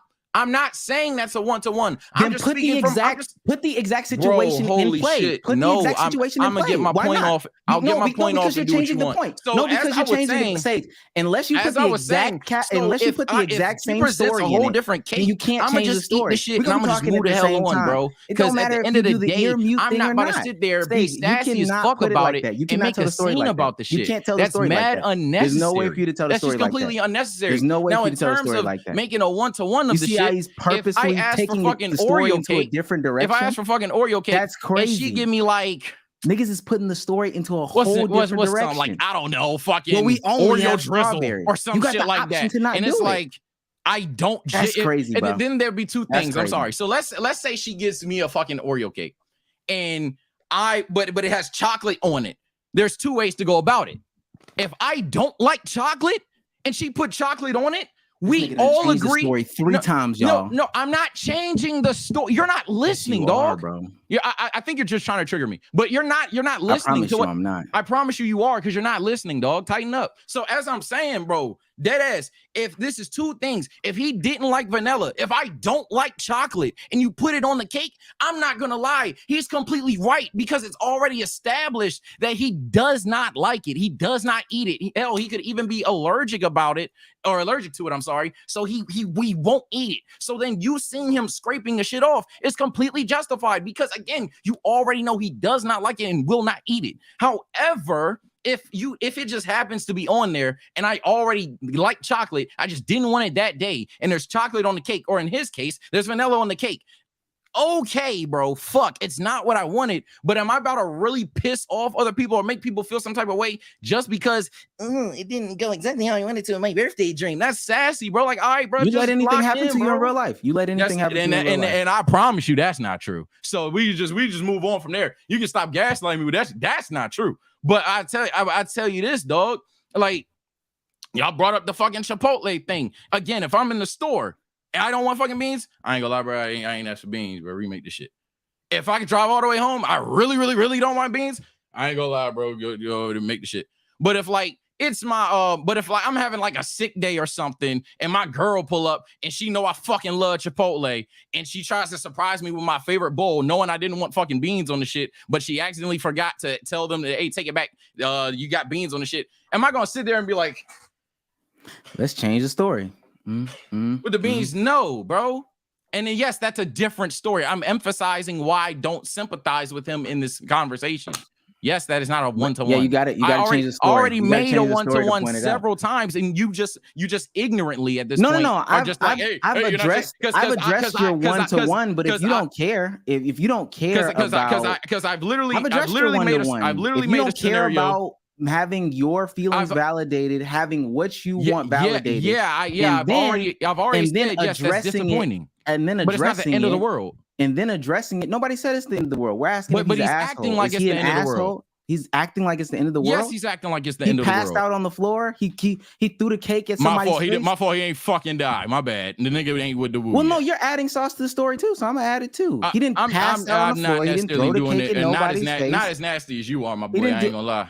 Okay, so now it's not as nasty. So now it's levels to the adding to the story. Damo, I'm just saying, if I am, I don't think I am, but if I am, you're being way nastier than I'm. Mind you, she made the cake, had the opportunity to not go that far. She made a 2-layer cake. She had to stop at one layer. She made a mistake. And say, you know what? She made a mistake. You know what? She made a mistake, just stop right here. I could stop right here, but you know what? Yeah, she fucked up. You know, I had to double She fucked up 100. She fucked up 100%. You know, I had to double She fucked up 100%. But the fact that that grown ass man is sitting there pouting about some fucking cake with icing that he doesn't even find remotely nasty, that's just some bitch shit, bro. It's sassy as fuck. Okay, I understand. That's sassy, bro. I totally understand now.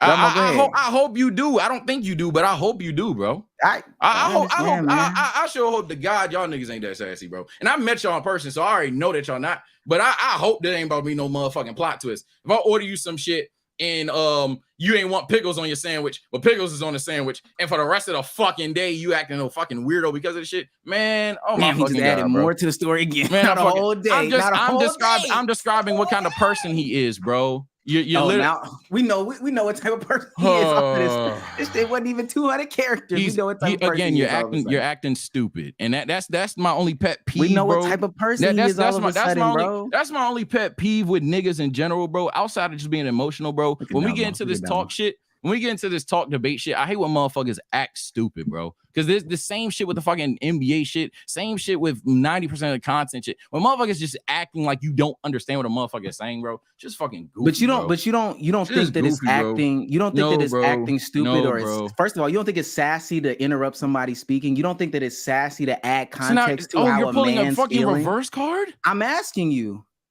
You don't think it's sassy to interpret this man's feelings like that? This nigga's pulling out all the motherfucking stops, bro. I guess what? So what's sassy now? I've already said that she's not perfect. Damo, so what now?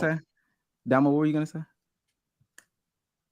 God damn, boy. Am I gonna be able to speak, or am I gonna get interrupted again? Because I literally didn't even get my. I literally, and I doubled back. I went back and checked to make sure I wasn't tripping or being sassy. I spoke for 2 minutes and I got interrupted, and I ain't been able to talk since. Go ahead, dog. Because my fault. Go ahead, bro. I just want to ask. Go ahead, bro. In Austin, was I pouting at the first restaurant we went to with the little fish shit that I didn't finish? Was I pouting with that? Yeah. I was pouting. Okay, that's all I want to know. If you view that as pouting, yes. So for those that don't know, and obviously Omar is just trying to portray it as, hey, who's really the sassy one now? Because all he did was just fucking try to annoy me for like 15 straight minutes. So it is what it is. But again, you niggas don't see through that shit. You don't type your comment. But I'm not in my fucking feelings, nigga. Stop gaslighting me, dog. What the fuck? Anyway, so seriously. Damo, for those that don't know context, shout out the people that were there. Appreciate Sean, Archie, all the motherfuckers. So Damo ordered some fish, and the fish had nigga cooked it with his hands. Nigga cooked the shit with his hands. Damo seen that shit, did not fucking want it. So he took like a bite or two of it, and then for the rest of the time there, everybody's having a good time. Damo's just essentially clocked out. And I could understand him being mad, but he was like he really was just kind of like blown as fuck by the fact that that shit happened or whatever. I'm not saying he was antisocial. We had a good time regardless, but he was just like, you could just tell the nigga just was just like off, and he kept letting everybody know that it was off about the shit. So that's why I consider that as pouting. Now, was I like, oh yeah, Damo's a bitch or some shit? No, but ultimately it was just like, yeah, he was pouting, bro. I ain't gonna lie. He was pouting like shit in that moment. And I know you was pouting because everybody, shout out to Archie who just typed it, everybody was saying, including Omar, mind you, but that's besides the point, was saying it's not that big a deal. That's also why I keep saying that Omar is just right now just trolling, gaslighting, or whatever the fuck. Because Omar in this situation was like, bro, it's not that fucking big of a deal. Just eat the fish. But now he's singing. I wouldn't say that he was pouting. I do have a question though. Do you think that you pouted in this conversation at all? No, for the most part, no, until you started consistently trying to aggravate me. Because when you try to consistently aggravate me, then yes, then I'm gonna get mad. Because so you acknowledge that you were pouting in this conversation. Because I don't like the idea of someone trying to piss me off and ignore an argument. So the fact that you're doing that made me upset. Yes. So you were pouting in this conversation? No. Okay. No. All right, man. Stop playing with me. Stop playing with me, nigga. Stop playing with me. Take it easy. Take his eye. Having too much fun. I will replay this pout fest that you just had. Okay. It's super Okay. out. We Super can crazy. troll all day, bro. We can troll all day, bro. I could dead ass do this for hours. I have nowhere to go. Brax two-tone for $4.99 says, dog. been gone for a minute. Glad to catch a live. Glad to be alive. Shit. Was almost out of here. Life been lifing. Y'all stay up. Are you good?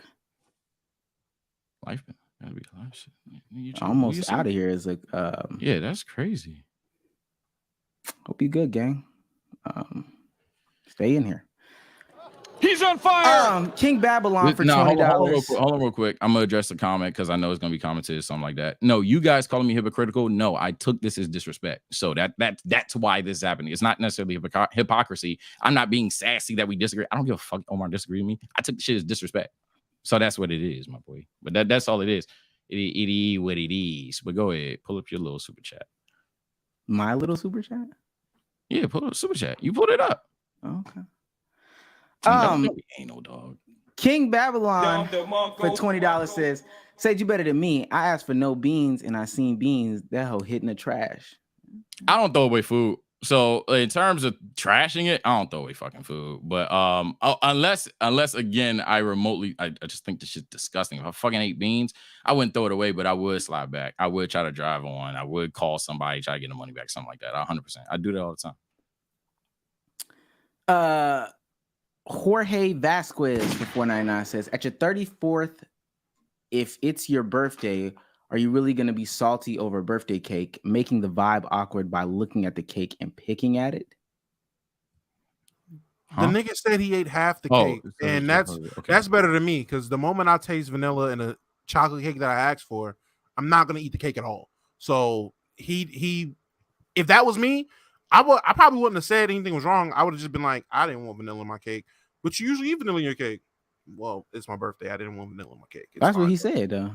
Exactly. And I would have been like, it's fine, though. Let the kids have it. It's straight. I'm not going to kill the vibe. I wouldn't have ate the shit, though, because I am picky about what I eat. If I don't want some shit or if I don't like some shit, I'm just not going to eat it.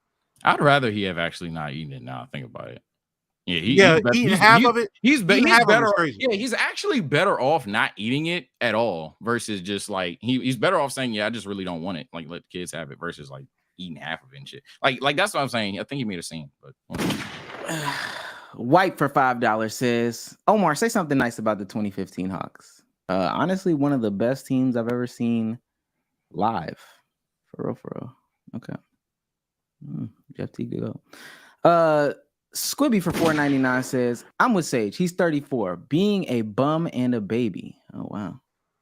I'm just realizing a lot of niggas in the chat, and it's cool because I've seen this at DreamCon, like frame one. Y'all would just let shit happen to y'all, so I get it. I genuinely, a lot of you niggas in the chat would just let shit happen. A lot of you niggas the type of niggas that when y'all go out, y'all girls sending y'all food back. Y'all not.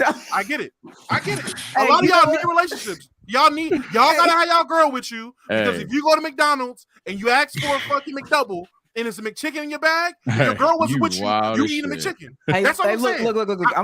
I'm out them real quick. It's gonna be a nasty out. But so you know, and surprise, but Click and Kobe came to Atlanta, literally like my birthday weekend. So me, Don, Click, and Kobe go out to Andretti's, the race car place, and so. You go up there, you pay for a time slot or whatever. They give you a time slot. Our time slot was like 10:30. Now y'all know how I normally walk. If we're walking somewhere, I'm usually in the front, and the people in front of me don't matter. The objective matters. Right. It's my birthday though. I'm chilling. I'm letting everybody else lead. Right. Dog, I let them walk passively. We get to the place. We're standing right in front of the thing, and I watch them let people hop in front of us. As I'm watching this happen, our time is, but it's not that time. So I'm just, it's whatever. So we get to the front. We've missed our time. The 6 people that walked in front of us made their time because they just didn't let people walk in front of them. So the solution was, okay, you got to go back over there, get a new time or whatever, and then go back to the race. Go back, get it this time. I walk in front, we get through the thing, whatever. But because I know this is true, and I hate to be that person, because I know I specifically have this type of personality, I watch other people play passive roles and let things happen to them in real life. It's fine. You know, it doesn't matter. Nah, hey, lettuce. I don't even lettuce is cool. That is crazy. I necessarily want it. Tomatoes, I can pick them off. We could just get another time in line. It's fun. I see this stuff happen in real life. That's partly why half of the chat saying something right now. I know in real life, y'all's hands was shaking when you met Damo. Like, I know that. Hey, That's unfortunately a fact. That's not even an opinion. That's an actual fact. The one nigga tried to hook with Damo, literally. But nah, that's tough. I mean, we've already established. This happens. This happens, and I know it happens. Oh yeah, 100%. Yeah. This happens. And matter of fact, for that reason, sometimes I ain't gonna lie, I be cutting them just to put people. When we were standing in line to take pictures with Dr. Umar, I watched niggas cut niggas. I had to cut somebody just to make sure when they asked, all right, who's next? I said, these people are next, and push them up because I knew they weren't going to say anything. They weren't going to say They were just going to let other niggas cut people. This happens in real life. Yeah. The debate, again, let me be clear, bro. The debate was, I don't think that this equals that in terms of severity, but there is 100%, and that's where we disagree. But there, man, I don't know how people let shit like that happen to them. Like, have you ever seen a venue be full because you got cut in line? Have you ever seen I can't even think of examples off the dome, but there's just several things, like the barbershop one especially. Like, there's no way I'm sitting in a chair for about an hour and a motherfucker who doesn't have an appointment just walks in, daps bro up, and just move. Oh, hell no, bro. Let me just say, and to the women in the chat that wanna, he a grown ass man complaining about his cake. That's why you're single. Because if it's his birthday and he can't even get what he asked for on his birthday, and you find that odd, if you find yourself, I can't imagine a grown man being mad at cake. It's just cake. Yep, and that's why you just single. Because if you can't even oblige a simple request on a nigga birthday of all places, why have a man? Like, I don't. It's that's the thing that kills me. If this was just a regular day, this was a regular Wednesday, and she asked to make something, made it a little different, put some bop in it. Hey, we're good. It's that nigga's birthday. That is literally one of maybe only 2 days you genuinely, if somebody asks you what you want and you tell them exactly what you want, they should get you at least 95% of what you asked for, at the very least. That's my only thing. And I wanted to try to get that point off earlier, but I was interrupted. If it's that nigga's birthday, you literally have the right to want what you asked for.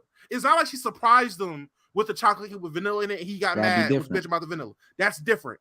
It's not like he just sprung it out randomly. Hey, babe, won't you make me a chocolate cake? And she decided to do. That's different. That's different. She asked him, what kind of cake do you want on your birthday? Chocolate. Watch this. Hold my beer. I'm going to put some vanilla in that bitch. No one asked for vanilla. Like the comment said, that I thought was so funny, but it is so fucking true. If I asked for a chocolate cake, how the fuck did vanilla get in the equation? How did vanilla get in there? Because you want to emphasize enough that if you think my side is that she is a good person and they're not both assholes and weird, you're listening to somebody that you're not hearing. Because no, she 100%. I don't know how she fucked it up. Maybe she forgot. I'd actually hope she forgot. That's crazy that she even think that. Yeah, huh? I'll say this, to think that she forgot. I can't even say that. All right, bro. Come on, man. That Damo, bro. What? She can't have forgot. Like, come, dog. Oh, stop trolling. Bro. No, if you read the story, it's not that she forgot. She did it intentionally. No, you're right. Fuck yeah. You're right. I'm wrong. Fine. No. I want to go ahead, finish your point, and I'll make it clear. Micro thing. So fine. Fuck it. I'm wrong. You're right. Anyway, dog. All right. It's the fact that she thought that shit was like all spunky and she could add vanilla to the shit. It's like, nah, bro. Just make the man what you want. If she think that if she thought that was a good idea or innovative idea, nah, just make what the nigga want, bro. She's not fucking on time. Yo, I can't wait for Bezos to come back, and we like 5 minutes of the pod. Yo, Bezos, real quick. If it's your birthday, real quick. If it's your birthday, makes the cake. Hey. If you ask for pecans in your cake and Bree come back with a blueberry cake, how you gonna feel? Blueberries? I want it. Hey, wait. I want to be clear, and I love him. But we've had these conversations before, and he will admit himself that he is passive. But he's admitted that he's passive. He's admitted that he's passive. He'll take the vanilla. Love you, Bezos. And again, this is why I'm saying it's intentional. And I'm also saying this because women have done this before. That's true. That I agree with you. But I've made vanilla cake before, and you liked it. It wasn't. I forgot. It was. I've made this before, and you've liked it. So you did that with intent. That's what that is. Now that's true. I'm not gonna jump the gun and 100% assume it, but I'll even say because I'm not an obtuse debater in my personal opinion. I'll even say that it's likely that it was her trying to be cake with some bop in it, or you gonna fuck with the like type shit. I'm not even gonna wait. What's 34 seconds?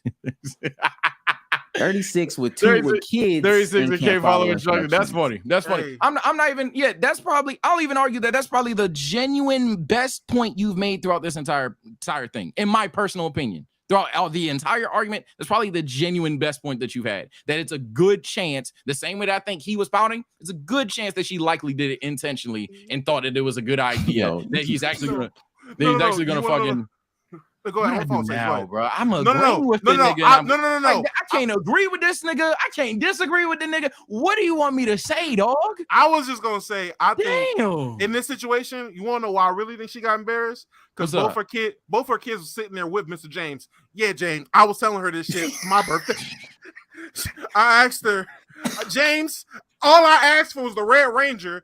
This bitch come back with Legos. I don't know. Now, somehow we end up at Chuck E. Cheese, and I told her Susie was gonna be at Chuck E. Cheese. All right, and we just broke up. All I said was, I need me some V-Bucks. Why this bitch come back with Robux? I don't know. Okay, that's just crazy. That's extreme as fuck. But you got the game. It doesn't matter. That's not the point. But you wanted Roblox last time. Nobody plays Roblox. No. Okay, we're in middle school. Mom, what the fuck is wrong with you? Okay, you wanted Robux last time I went to Walmart. That doesn't matter. I had for V-Bucks. Nah, fool. That's a Mom. I'm going to 7th grade, and you're talking to me like it's still 5th grade me. All right. Listen here, Mom. That's crazy. But you liked vanilla last time I made it, and I like Roblox the last time you got me currency. But I'm with James on this one, Mom. James, I know what you're dealing with. No, you know it. I'm not arguing. You know what really happened? You know what really happened? She pulled the cake out, and her kids, they were the ones that really made the scene. Oh, so that's why she got him.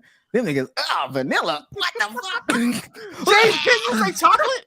James, wait, James. Earlier when you were shooting basketball, you said chocolate, right?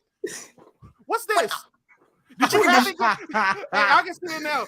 Hey, James in there watching TV. James, did you eat the cake? Mommy made the cake yet? James, have you seen Mommy's cake? Have you tasted it? Come taste it real quick. Man. You won't believe this, James. No, I said, Mr. James, take that I love chocolate cake shirt off right now, buddy, because it's not happening, all right? It is not. I don't want to spoil it. If I was you, I would leave too. I ain't gonna lie. Mr. James, I know this is your first time doing birthdays around here. I just need you to know, Mr. James. Okay, fair enough. I'll say this, dog. I said I eat the cake. I swear to God, if them kids come to me and tell me no, I ain't eating that shit. Boy. I'm tight. I'm a definitely pout. I'm a pout. Y'all can. The chat already doing it. You can call me sassy, pouty. I'm pissed. Oh them kids that got me to 10. I am not. And then you know what happened? All of them was like, all right, look, Mr. James, this is what we all gonna do. We gonna go in there. And we only gonna eat half of that bitch. We gonna show her ass, right? And so look, so she cut all the pieces. James starts eating one, like the half his piece. Them kids, they finished the whole plate. Oh, mom, this cake was freaking phenomenal. This cake Best was cake great. ever. Best cake I ever had. ever. All right, mom. See you guys later. Sorry, James. It was good. All right, dog. James, do you like? And then they really asked it. James, do you like your cake? Whoa, Mr. You're not eating it like us. Like we wolfed this shit down. Why you not eating your cake, Mr. James? Wait, James, we can't have another slice until you finish yours. Them motherfuckers want to break Ooh, and up. I really want one. Oh man, I want that corner piece. Mr. James, are you gonna finish it? Them My niggas stomach. is parent trap. Them niggas is trying to make them break up. That's all the badass kids. Oh, my Badass God. kids. They over there eat the cake. Eat the cake. Hey, as soon as he left, yeah, mom, I told you you shouldn't put that vanilla in that cake. Hey, instigating the whole conversation. Wait, mommy, he didn't ask for vanilla. No. Wait. What? Who kids You is said- these, bruh? You said he would like it when we helped you make it. You said Who kids is these? The other bruh? one. But mommy, he liked vanilla last time, right? There's nothing wrong with it, right? Mommy, this is your first time making vanilla cake. You made Go vanilla ask on him. my Go birthday. ask him. You like vanilla, right? Go ask him. You sit And right then- here. And then the other kid hit her with the, mommy, I ain't gonna lie. I would never put an apron on again, but that's just me. I would never cook for this nigga. I don't know, man. Mr. James, you ate like 3 slices on my birthday. Are you? Mr. James, you remember when you picked me up from school and Miss Susie had nothing but vanilla cake and you ate all that? What about that cake? Is that something different this time? I don't know. It's It's the With the kid's fat fault. ass? It's the kid's fault, man. It's the fact they got mayonnaise the whole time. misses the whole fucking time. Oh, Oh no, she kicking you out, Mr. James? Nah, Damn. that's crazy. Yeah, I ain't Mr. We're not James, gonna play I 2K, like Mr. you. James. I like We ain't gonna you. play 2K. I thought we was gonna play 2K on your birthday, Mr. James. Oh man, Mr. James. Well, here's my present. I guess I don't know. Mr. James, I got your card. Hey, you know it'd be nasty too if the kid, Mr. James, I got you a present. It's actually just a chocolate cake. There's no vanilla icing. There's no vanilla icing in it at all, Mr. James. I'm sorry this had to happen. I knew she was gonna mess up. So Nah. golly, I knew 2 weeks ago what she was gonna do, Mr. James. I was prepared. we was in the store picking up stuff and she picked up vanilla ice and I ain't say nothing, but I just knew in the back of my mind. Go ahead and make Mr. James a chocolate cake, man. Remember when I text you vanilla question mark? Your ass was y'all thought I was talking about ice cream. Of course, vanilla ice cream. I'm talking about the cake, Mr. James. Come on now. I thought we was right here. Oh, God, Mr. Nah, James. These kids, bro. Well, I got you a tie, so you know. it's No still- cap, no cap. If that was Omar, he would have been like, "Damn, Mr. James." And insult to injury, your CDs are scratched.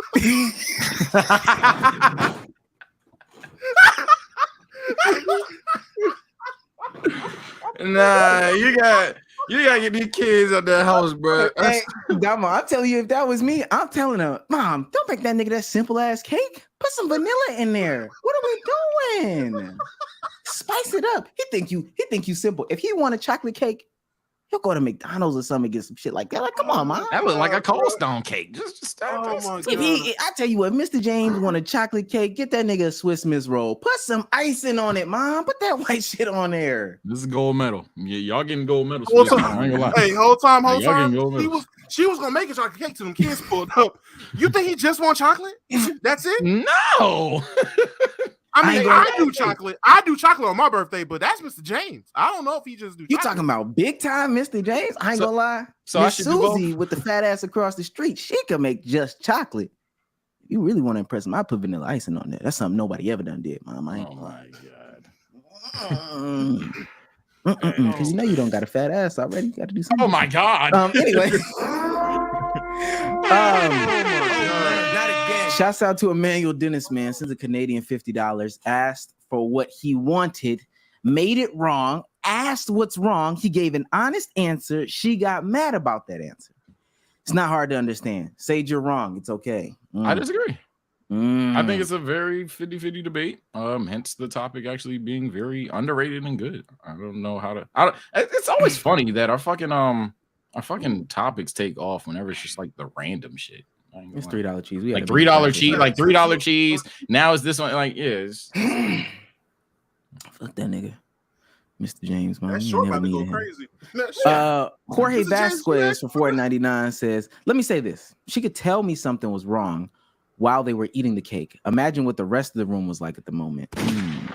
That's the real question, and that probably determined left or right. I wish there was a fucking video. If 3-year-olds didn't get no fuck up, but they ate that shit just like this. no, I'm talking about the other adults. Assuming there's other adults in there. No, it was just kids. Oh, it's just them.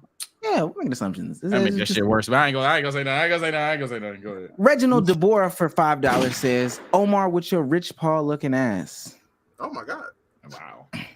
Does Omar look like Rich Paul? Hold on. I don't know. They think I look like every black guy. So TBG for $4.99 says, Damo dead the convo arguing about a grown man not liking his birthday cake. This is wild. Y'all the sassy ones. TBG, if I cut you in line, you wouldn't do nothing. Yeah. And if I turned around, you'd be like, oh, Mr. Omeezy, my bad. That's usually I'd be tight and shit, but I ain't gonna lie. Shout out Mark Phillips in RDC world, bro, because y'all niggas not real. Yeah, you're not calling me sassy in person. Never mind. Y'all not doing that. I'm not even an aggressive person, but y'all not. I said this a minute ago. I would smack 90% of Chat's girlfriends' asses. Just stop, Chat. Just stop, bro. I'm not asking next time y'all see me to try to fucking box me, but just stop, bro. That's not y'all. 95% of Chat will let Duke Dennis smack that girl ass. No cap. That's 100%, to be honest. Y'all take a picture with him after. MJ Johnson for $5 says audio listeners are fighting for their lives, and I'm here for it. Oh yeah, audio listeners, that section I go like, oh, what the He's on fire! Whoa! Are they pushing you up? All right, bro. This nigga Emmanuel Davis for another Canadian $10, and I think that puts him at $60 cruise if I'm not mistaken. She asked for what he wants, and she went and did more than requested. Then proceeded to ask, "Hey, what's wrong?" and gave an honest answer. Lesson is just lie to women, and keep it moving. That's who's on your side. I don't disagree. Sometimes, that was gonna be. I mean, I'll say sometimes you do lie. Sometimes you gotta lie to your woman. No cap. That's very true. I actually take that back. Sometimes I lie to your woman. Another axiom for $4.99 says she tried to emotionally manipulate him with the kids. Propane tank levels of gaslighting. Leave her type shit and similar such things. Yeah, they're both gaslighters. That we 100% both. He's on fire. The Black Man HD for $9.99 says, I think this is my new favorite episode of the pod for real. Okay. That's nasty. That's nasty. Damn. I forgot this is the one. Every time.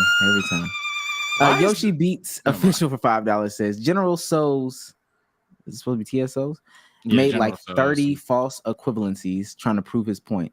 She literally asked him what he wanted, and he went against it, and bro still ate it. I can't stress enough, Omar, Damo. If there is one thing that is so annoyingly cringe about doing this pod, sometimes it's when people try to sound like y'all. Because Omar himself, while saying that I had false equivalencies, at some point acknowledged that I made a direct one-to-one. So I don't understand. Never mind.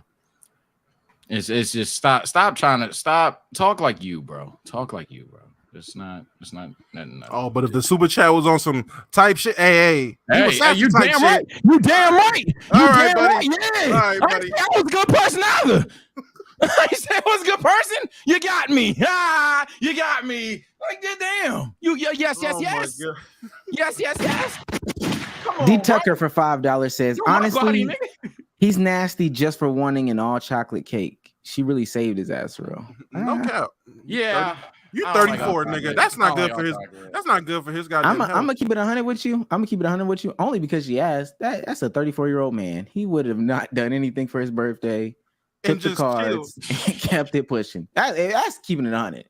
He would have just played Fortnite with them kids. No cap. Yeah, come on, bro. He really ain't want to. He's for $20. King Babylon says, now we know how Omar was as a child. Oh, niggas just say he got. Oh yeah, that was the funniest shit. I used to go out there. Hey, tell him what we used to do when Mommy Brung us guys home. The nigga look, the fuck did we used to do? I went out there and scratched up them seats. I was terrorizing all them niggas that was dating my mom. Cause fuck them niggas. That nigga said I went out there and scratched all his CD. You know how fucking evil that is. Back in the mid 2000s, scratching up CDs. And he had the whole CD case at least half filled, and he just scratched it. He was hot going home that night. That's PTSD. Yeah. Oh, And my then God. then would try to bring them in, and they would try to play them. You know, when they was drinking wine and stuff like that, all you hear is skip, skip, skip, skip. Yeah, Omar's diabolical. Fuck that nigga. Sky High for $9.99 says, I'm late, but did y'all talk about the new Undisputed? Guys in the comments swore that Skip made Shannon and that we don't even like Shannon. The show was so shit, though. Even Skip looked awkward as hell.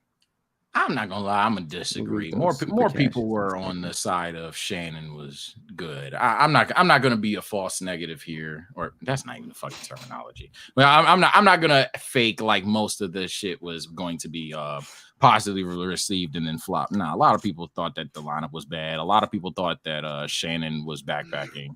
Nah, I disagree. It's their debut. It's not going to be good off rip. They definitely need to work that shit out because I did see a couple of segments on Twitter and it was actually bad in my opinion. But nah, I disagree with that notion. People 100% were saying, yeah, you're going to see Shannon's value real soon. Nah, I don't think most people. You know what's funny? I'm on the exact opposite end of the spectrum. I've seen a couple people say, "Yo, watching Undisputed, this shit's actually pretty okay." Watched a couple segments. I watched a couple segments. Yes, I do see why people would say that shit's nasty, but me being the type of nigga that I am, and niggas know how my content goes, but me being the type of nigga I am, I will definitely, especially if Skip is just gonna sit there with his mouth shut, I will definitely tune in to see fucking Richard Sherman and Michael Irvin yell back and forth over each other about wide receiver fucking corner shit. Because that nigga Michael Irvin saying, yeah, I told CD Lamb, catch it with your body, not your hands. And that nigga Richard Sherman, that's the stupidest advice I've ever seen. Catch it with your body, not your hands. How the hell you gonna tell me I'm just an all-time great receiver? I said at that moment right there, this nigga, hey, get Keyshawn off of there. This nigga Skip might have something. Them two going back and forth about just simple shit like that. I said, yeah, this might be.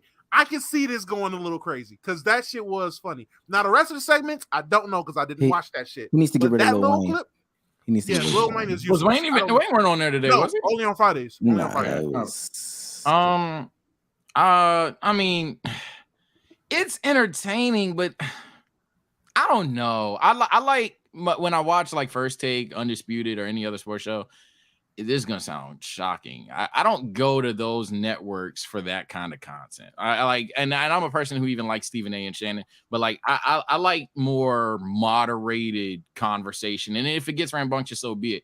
But with them, no offense to them, and I'm not saying none of them won't be great, but with them, at this moment in time, it's just gonna be rambunctious the entire time. And I don't know. Like that's probably been my biggest gripe against Michael Irvin is that despite the fact that he might even know exactly what he's talking about or making a damn good point, or just the fact that he's a relatable Hall of Famer, it's like damn, all right, bro. Every time, 100%, every time, every topic, it gets washed for me personally. It's like if I was Super Sage every segment, in my opinion. I think more.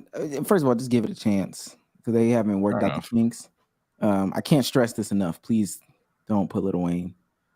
I don't think that needs to. I really, really, really do not think that needs to be a regular thing.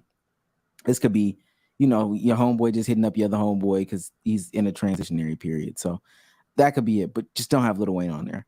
I think this can breed better conversations, specifically during the football season. And if they just lean into that extremely heavily, then I think that it'll definitely work out. Having more than just one person that's like a football talking head in that conversation. Like I think I really think that will work. Having too many people can be clustered and having Skip Bayless not be able to be Skip Bayless, which I think people are tired of the gimmick anyway. Mm-hmm. So it's like, that's cool. And then when we get to basketball season, I would like to see the combination of people that he brings on because I don't think Michael Irvin and Richard Sherman should go into basketball season at all. Like I think we can agree. Yeah, that's another challenging thing. I don't know. I literally don't know. So Donald, you about to cook. I literally don't know if they know basketball. I don't know. I was just gonna say I wasn't sure if people knew if Shannon Sharp knew basketball beforehand. So you go ahead. He didn't. He didn't. But if your show is about just entertainment and drawing eyes and getting clicks, which theirs is, What's the problem with having Richard Sherman and Michael Irvin, two animated, one animated and animated and talks very well, Richard Sherman. The other just super animated and a legend, Michael Irvin. Why not have them go into the season? And now instead of having Shannon Sharp hype up LeBron, you got Richard Sherman for whatever reason hyping up Anthony Edwards just on meat. You got Michael Irvin. Hey, he is going to ride hard, for Chris Paul all season. Just Chris Paul hats, memorabilia. He's going to do that. You never know until, you pull the shit off. Again, Keyshawn, I would get Keyshawn the fuck out of there. I don't know why he's there. But isn't he okay? I could care less. If you want to probably replace Keyshawn with like a basketball head, he's not entertaining. I don't think. He's just I don't Keyshawn. know. I don't. Well, every time I see him, he got the same face, and he's never talking about nothing. So it's Keyshawn. I don't know. I miss Max, bro. And to be honest with you, is Keyshawn Johnson like, a name from football that we should really just be like putting on these shows for real? He had a career. No. He had a solid career. He was a good player. No. I do agree. I don't think every nigga that was able to tackle should just be able to just talk football. That's I applaud football. I applaud football because they have so many shows and they give so many people opportunities. You look up one day and fucking Steve Smith is on TV, and then the next day fucking Patrick Peterson. They just get a lot of people all the time. I think Keyshawn Johnson you just run its course. It's not for you, man. Keyshawn Johnson dealerships, or put you on ESPN3, or do some college game day stuff, on ESPN2. ESPN Radio. That. Perfect. Yeah, hey, Keyshawn is perfect for ESPN Radio. No cap. Yeah, Keyshawn Johnson hour at 3 a.m. Love it. Yeah, I don't mind that, but just to have Keyshawn Johnson. But ultimately, I think space at the desk. I think the approach is. I thought the approach was having like a more professional, look to it. So that's why I was saying, okay, we'll try to more professional, being with the sport that they're currently talking about. So try to get some more basketball people on there, and I think that there's enough basketball people to give a fucking shot. I don't know who retired last year, but go get fucking fuck it. I bring Kwame Brown on there. I ain't even gonna lie to you. That's the first thing I would do. That's too much of a risk. That's too much of a risk. Need it. I ain't gonna lie. It'd be fun until it went left. It'd be fun until he start pulling up them. You know what? Why would I sit here and let this white man talk to me like this? Then you gotta cut. Go up there because he about to get back in his pick him up truck, and hit the highway on live, and that's not gonna be good. Well, personally, go ahead. Go. I was gonna say cut Keyshawn, move Richard Sherman chair over, move Skip in the middle. Let Skip be the moderator it's his show. Let him be mainly the moderator in these conversations. He say some outlandish shit, and Michael Irvin and Richard Sherman just go at it. I promise you, that's Golden TV. That is Golden's. Skip just gives some arbitrary ass statement about how he feels about something, and nigga one disagree, nigga two agree. Go. And just sit there. Problem is too many NBA niggas got too much money. I ain't gonna lie. I'm looking at the recently retired players. I'm like, man, Carmelo is not finna go sit down with Skip Bayless 4 times a week, man. He ain't doing that shit. Well, you'll be surprised because Dwayne Wade had good money and he really wanted to do it until he realized, man, this is a schedule. But that's what I'm saying. We're gonna have Carmelo for 2 weeks, and then him realize, man, I got a lot of motion in New York City. I'm not coming out here. Melo is one of the kings in New York. I forgot what I was gonna say actually. Oh yeah, no, I remember. I was gonna say, I think according to the Chetters that Keyshawn was on ESPN and got let go. I remember he had a show with Max. I didn't know if he ever was on radio. So if he got let go, that's very tough. I'm not saying he's bad at it and that's why he got let go. Everybody got fucking let go. But damn, maybe that's it. I gotta watch some of his segments. I just know for a fact that I don't want Undisputed to just try to be Skip's a background character. Everybody else is yelling all the time. I just think that's just honestly dilutes the content. No dick suck, not caping for the white man, but he's literally Skip Bayless. It would be a bad move. Can I ask y'all a question? And this is kind of off topic, but Cruz just brought it up. He just mentioned 2 names and it made me think. How do y'all feel about like hell of these athletes just starting podcasts? Like, do y'all feel at a certain point it's too many former athletes starting podcasts, or it's just like the more the merrier, more stories are getting out there? So I'm not even going to say I'm in any way, shape, or form mad at it, especially as a podcaster myself. I'd find that hypocritical in my personal opinion. But what I will say is over time, it dilutes the argument that that all players just know everything about basketball, because then we're gonna act like every podcast has the best informative takes, and they won't. And then two, and more importantly, well, not more importantly, two, and kind of funny, that's gonna ruin the fucking perception of the era, because all they're gonna say in 2050 and 60 is motherfuckers play podcasters. This nigga Braun was playing podcasters and shit like that. So I think over time it can be perceived as a bad thing, but the idea of a player bringing in-depth things about basketball, whether it's play calling, shit behind the scenes or anything like that, I'm not even gonna try to do that. I'm thinking about it. Hella niggas LeBron played did start a podcast. You see what I'm saying? They're gonna crazy. They're gonna pull the LeBron played against fucking podcasters, and you're mad about a plumber. At least a plumber has to go to a toilet and like you put some muscle in that motherfucker. This nigga grabbed a mic. It's not gonna be hard. It's not gonna be hard. I don't have a problem with former players doing it. Like I didn't like when Trae Young did it, because you're a current player who's been in the league for X amount of years, and if you're just using this as like your way of getting off they hate me and I'm X, Y, and Z, I'm misunderstood, that's fine, but like have more to your story. And mind you, I think the NBA players, even at the amount of time Trae Young has been in the league, have a lot to their story. But I've said this even about like us as podcasters and the art of podcasting itself. Not having lived experience it makes your podcast bad. Like it makes it makes it harder for you to get good at the art of storytelling if you have nothing to bounce off of. So I'm thinking of the 4 years Trae Young has went to 1 Eastern Conference Finals, a couple first round exits, a couple not playing playoffs. So we've got some stories there, but like you also played 1 year in college, and then like high school and AAU. But we're talking about stories that mean less now, quote unquote, or whatever. At that point, you're just becoming guest reliant, and you should probably be more like a podcast miniseries. I've also floated that idea because I think that's a really good idea. Just get a miniseries, man. Tell your story in 3 parts. You know, get on a guest that's your best friend. Like him and Michael Porter should definitely do an episode if they haven't. But other than that, don't make it a long thing. And then to your point, Damo, I don't think they'll be here for a long time. Like wholeheartedly. You don't think so? They just won't. I asked that because and recently I seen Trae Young had a pod. Then Paul George has his pod.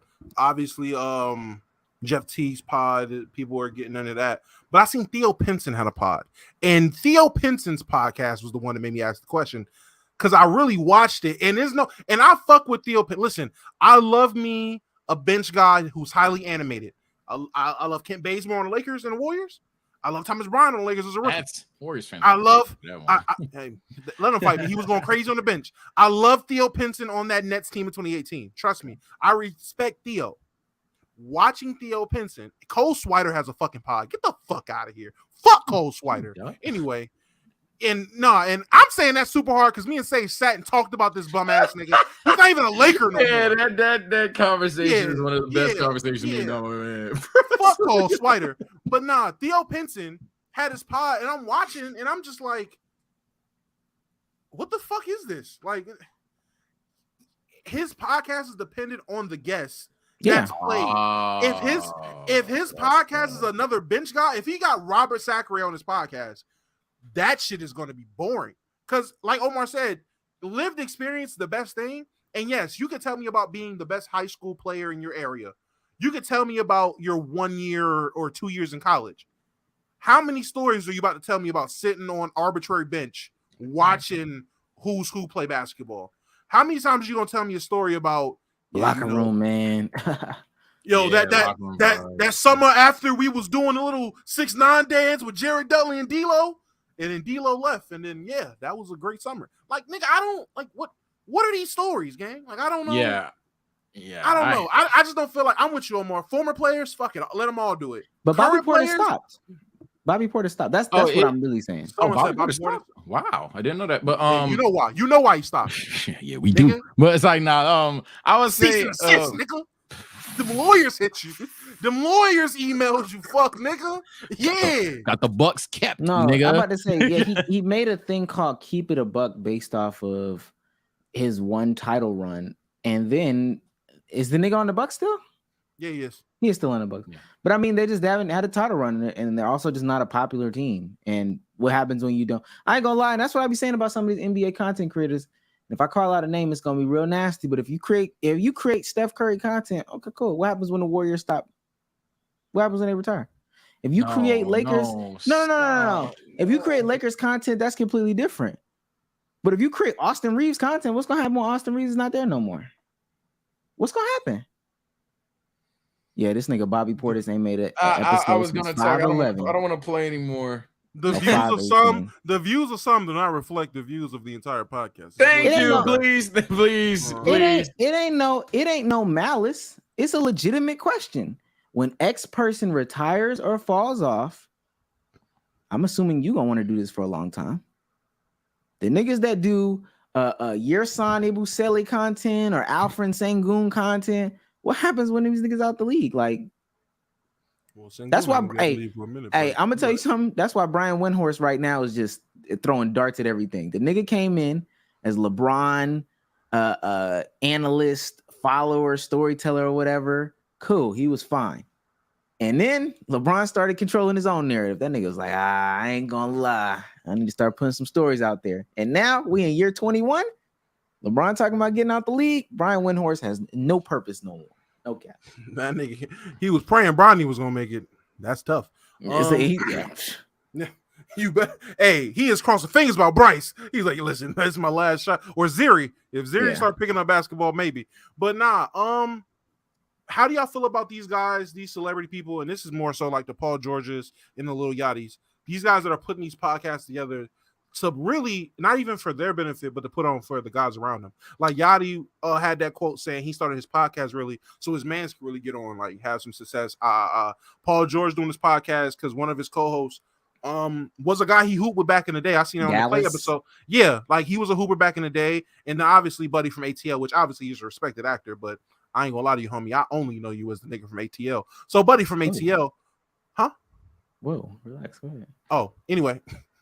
But stuff like that, like obviously, even B-Souls with this podcast to a certain degree. Like when we first started, all it was him wanting to put his friends on and just have a good time. How do y'all feel about that? Do y'all feel niggas need to go into the podcasting game with the actual purpose and motive, or is just all right? Yeah, I'm popping. Fuck it, let's get this bread real quick. Let me help y'all get on. Y'all okay with that? I'm obviously not against it. I think that's like support your mans, I guess. But I would say I'm gonna sound like a hater. It's not gonna work, but like 10% of the time. And that's just as a person who not only has been through it, but I've always talked about it.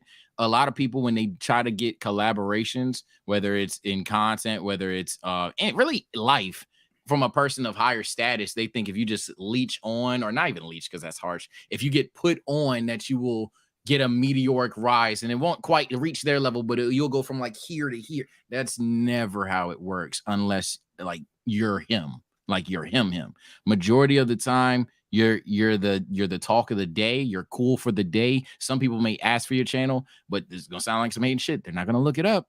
They're gonna see the comment of, oh, it's this channel, cool. Not gonna hit the subscribe button.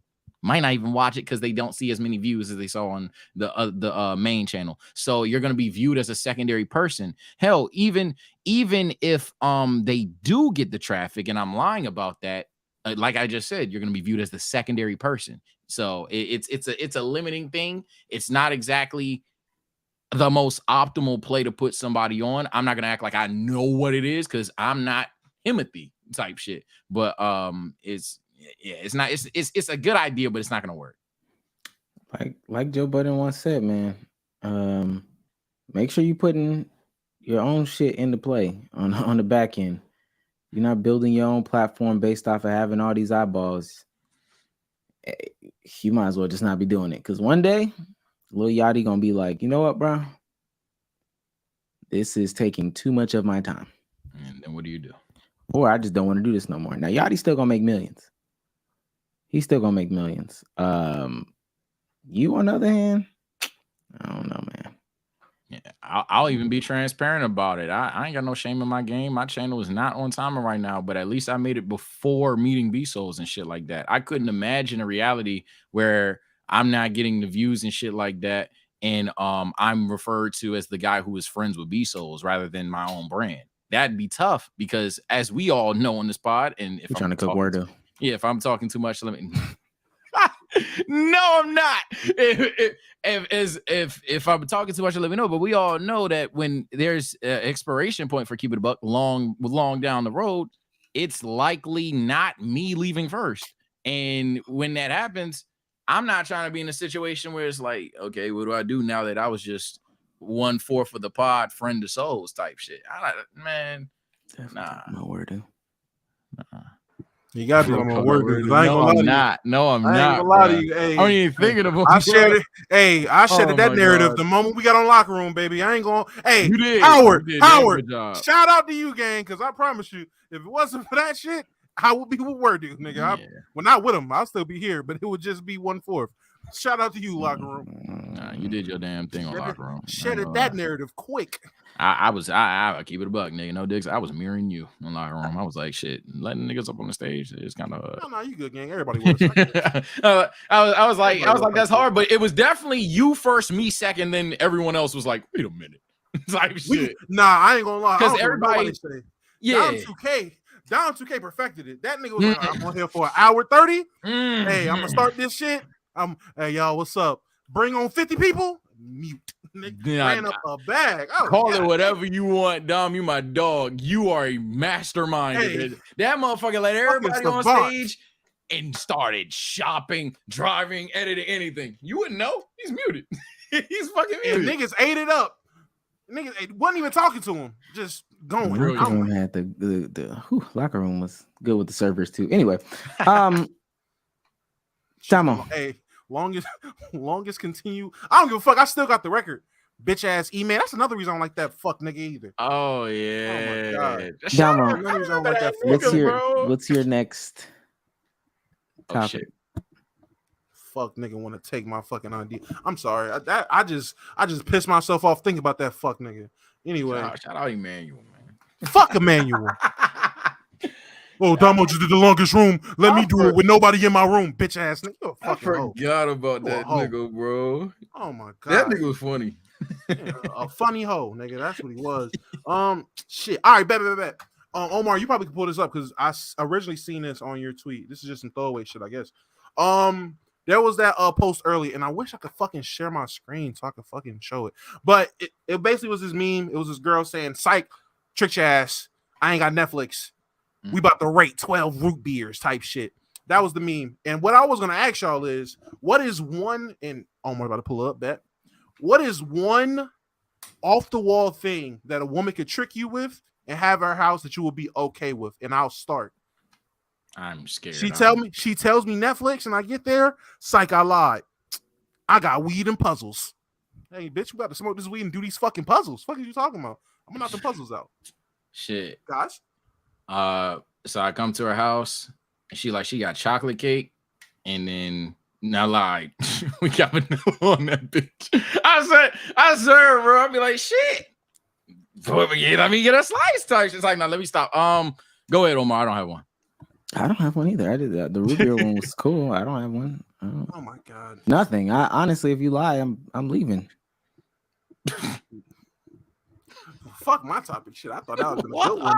No, I just can't think of it. It is a good one. I just can't think of one. Pop out the wazoo with some shit like, yeah, you know. I'll take my I'll cash into my more bits here. I'll say if she said we were gonna watch Netflix, but instead she's gonna give me my first hug since second grade and watch anime. Sage, what's your next topic, please? No, come on, man. Shit. My messages aren't loading, and that's where I type them. This is pissing me off. Fuck it. I'm not gonna go too far into it. But I had one last time. This time I'm gonna just I don't like that. I cannot think of one. Fuck. Choking under pressure. Palms are sweaty. Knees weak. Arms heavy. Oh, fuck it. I have a random hot take. Another weed moment of the day. That nigga Boo sucks. He's annoying. He's a fucking loser. Hate the arc. Hate the entire thing. Only enjoy like the ending. The whole arc ass. I don't know how niggas like that arc. There. That Boo Saga? Boo Saga. Shit. Mm-hmm. Don't like it. Don't like it. I'd rather it ended. Well, let me not say that. That's OD casual. But if it had to be rewatch the entirety of the Boo Saga or just end with Cell, like I think people forget how it feels to watch an anime live, like week to week, like on Cartoon Network. So you had to like you either seen it or you never saw it again. I'm telling you, that week to week of Majin Buu is unkillable. He killed a random person, ate another random person. How are we gonna beat him? That formula lasted, god damn, a month, 2 months. Someone correct me if I'm wrong. Like the pacing is inexcusably bad. Then Buu himself as a character isn't that intriguing until honestly Buhan, when he absorbed Gohan, that's when he gets kind of interesting. Buu Tanks is okay. Super Buu is cool.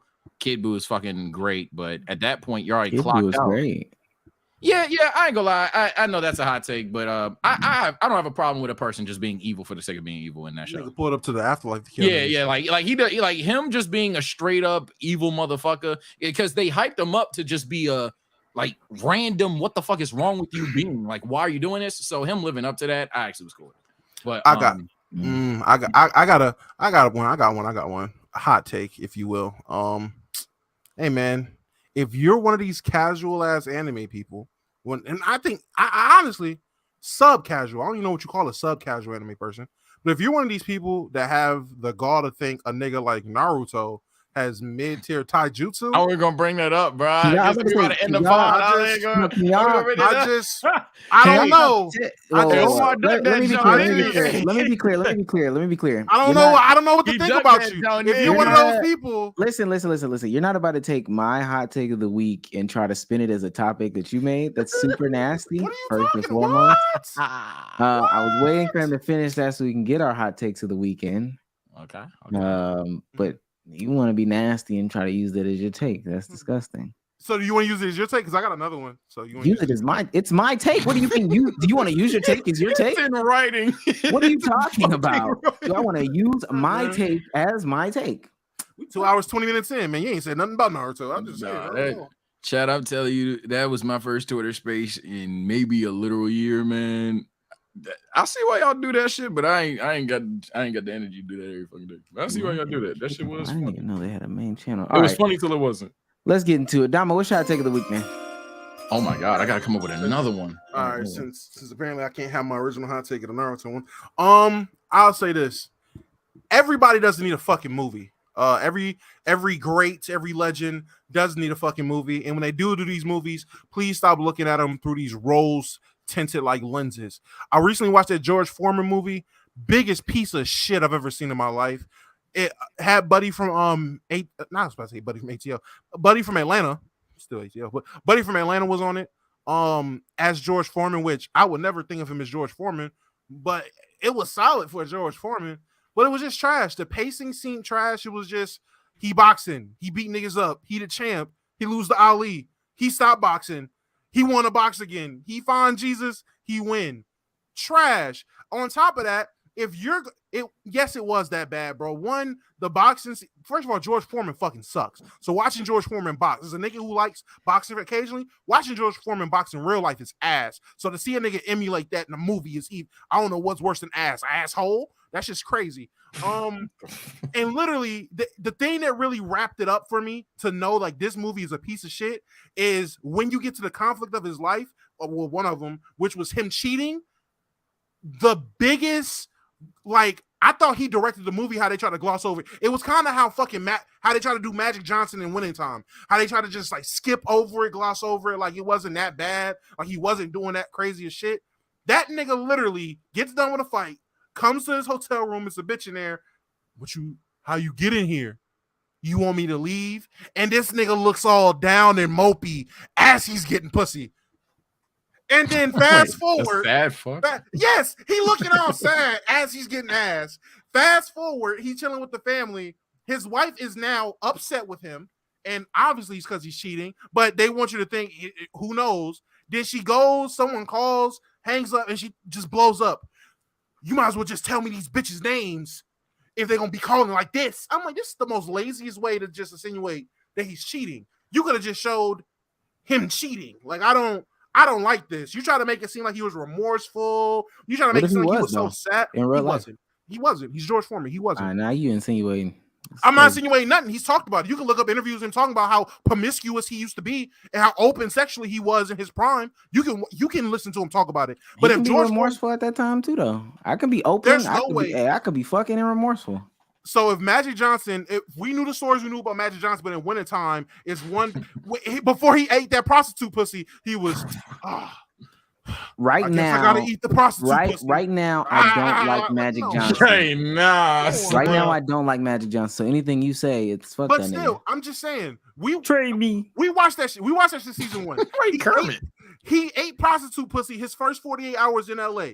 If he was to look remorseful, would you really be sitting there like, I mean, I guess Magic was out there fucking prostitute sad as hell? No, you wouldn't. You're like, this is some bullshit. Just like you was like, that's some bullshit. And they talk about how he did Cookie. So no, that George Foreman shit was whack. That's my hot take. Every legend doesn't need a fucking movie. And if you're going to do it, please don't try to make everyone the fucking hero and the fucking savant and just this all great person that even when they cheat with a tear in their eye, like someone's forcing them to get the pussy.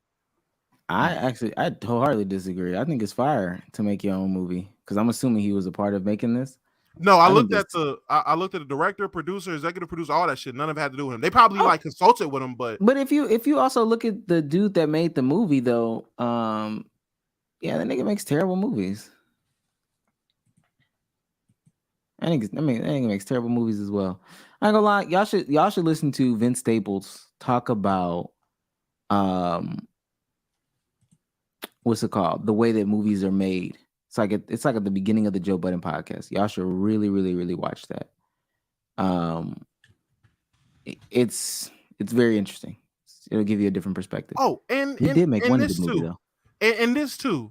The whole, you would think at some point they would like heavily mention the success of the Foreman grill or something like that. Throwaway line. This nigga goes and fights and he gets all his money back. He's sitting there like, oh my God, baby, we did it. We rich again. And then the fucking accountant, again, by the way, that little cheap little grill thing you signed the deal for, it's actually popping off. Oh, that's good. And move the fuck on. Like a generation of kids don't know George Foreman from the fucking Foreman. It was so lazy. I don't know. I'm a stiffler for writing. That shit was just the most laziest put together piece of shit I've ever seen in my life. I am too. Sage. Oh shit. It was right under it. Why do you have it? Fuck that lady who cut that crab, by the way, last week. This is for the most part a cold take, except on this platform. Guys, I might get jumped again. It is what it is. I'm not gonna lie. It should be cold, but on this platform, it's a hot one, not even due to our audience, but due to one of you above me right now. 2023 is low-key been a peak year of gaming. Despite all the complaints that I've brought up about games such as Madden, 2K, Call of Duty, if you just play other shit, 2023 is kind of easily a peak year of gaming. Like, I don't want to say the best it's ever been. Obviously, that factors in nostalgia and things like that. But I mean, even just talking games we don't have yet. Baldur's Gate, Mortal Kombat, Cyberpunk, Spider-Man, Metal Gear, Alone in the Dark. Like, it's a lot of really good games that are even on the way, let alone have already dropped, that I'm not gonna lie. This nigga didn't say Starfield. My bad. Starfield. OG. See how they do us, Cruz? Fighters, see how they do us? Fighters. We finally get a fucking exclusive and niggas don't even want to talk about it? It's My crazy. bad, bro. I forgot about that console. But it's like, no, but Starfield probably is going to be good. Like, the point is, I'm not going to name the best games off the dome right now because I literally rushed my hot take. So I usually would be more prepared, but unfortunately I'm not. And you can comment below games to support my claim or disagree with it. But man, when you really think about this shit, 2023 kind of peak. It's just unfortunate that the games that get talked about the most are kind of like the monopolies of the industry. So like, while everybody will play all these other shooters, Call of Duty drop, everybody stopping what they're doing to play Call of Duty. Madden and 2K literally don't have rivals. So it's unfortunate that in our community and in the conversations we see, those are the games that I talk about the most. But if you just play other shit, 2023 is looking at peak year gaming. I agree. Honestly, with the games that come out in September alone, on top of the shit that's already came out, and if you zoom out of just playing the casual big four of nigga games, yeah, you're probably gonna have a great year gaming. It's funny niggas that complain about video games are the niggas playing the big four. So yeah. And for those of you who don't know, Call of Duty, 2K, Madden, GTA. Yeah, and I guess if I need a cold take turned hot, I'll say this: I don't want to hear any person that only plays the big four speak about gaming. That'll be the first time I gatekeep niggas. I cannot do it. You don't know what a good game looks like. You've had Prime GTA, fair enough, but you don't know what it's like to have servers that hear their audience and respond. You don't know what it's like to have a non-toxic play, non-ego boosting play in your community. You don't know that. You've accepted garbage for years and years and years. You've accepted the vanilla on your cake for years and years and years. So I don't want to hear your opinion. I really don't. The fact that's about to be the new saying. Oh yeah, you accept vanilla on your cake, nigga. Vanilla on your cake is gas. I ain't gonna lie. I'm running with that. You want vanilla on your chocolate cake, nigga? And I was arguing against that side, but fuck it. That's lingo, nigga. Lingo. Is this it? Let's get ready to rumble. Y'all boys got another hour in y'all. I do not. Naruto is mid-tier when it comes to taijutsu. My nerd powers.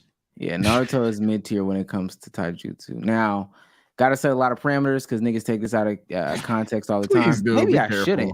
Maybe I shouldn't because that's No. Set your parameters. I probably shouldn't. I'm saying set it. Matter of fact, fuck it, the whole show. Because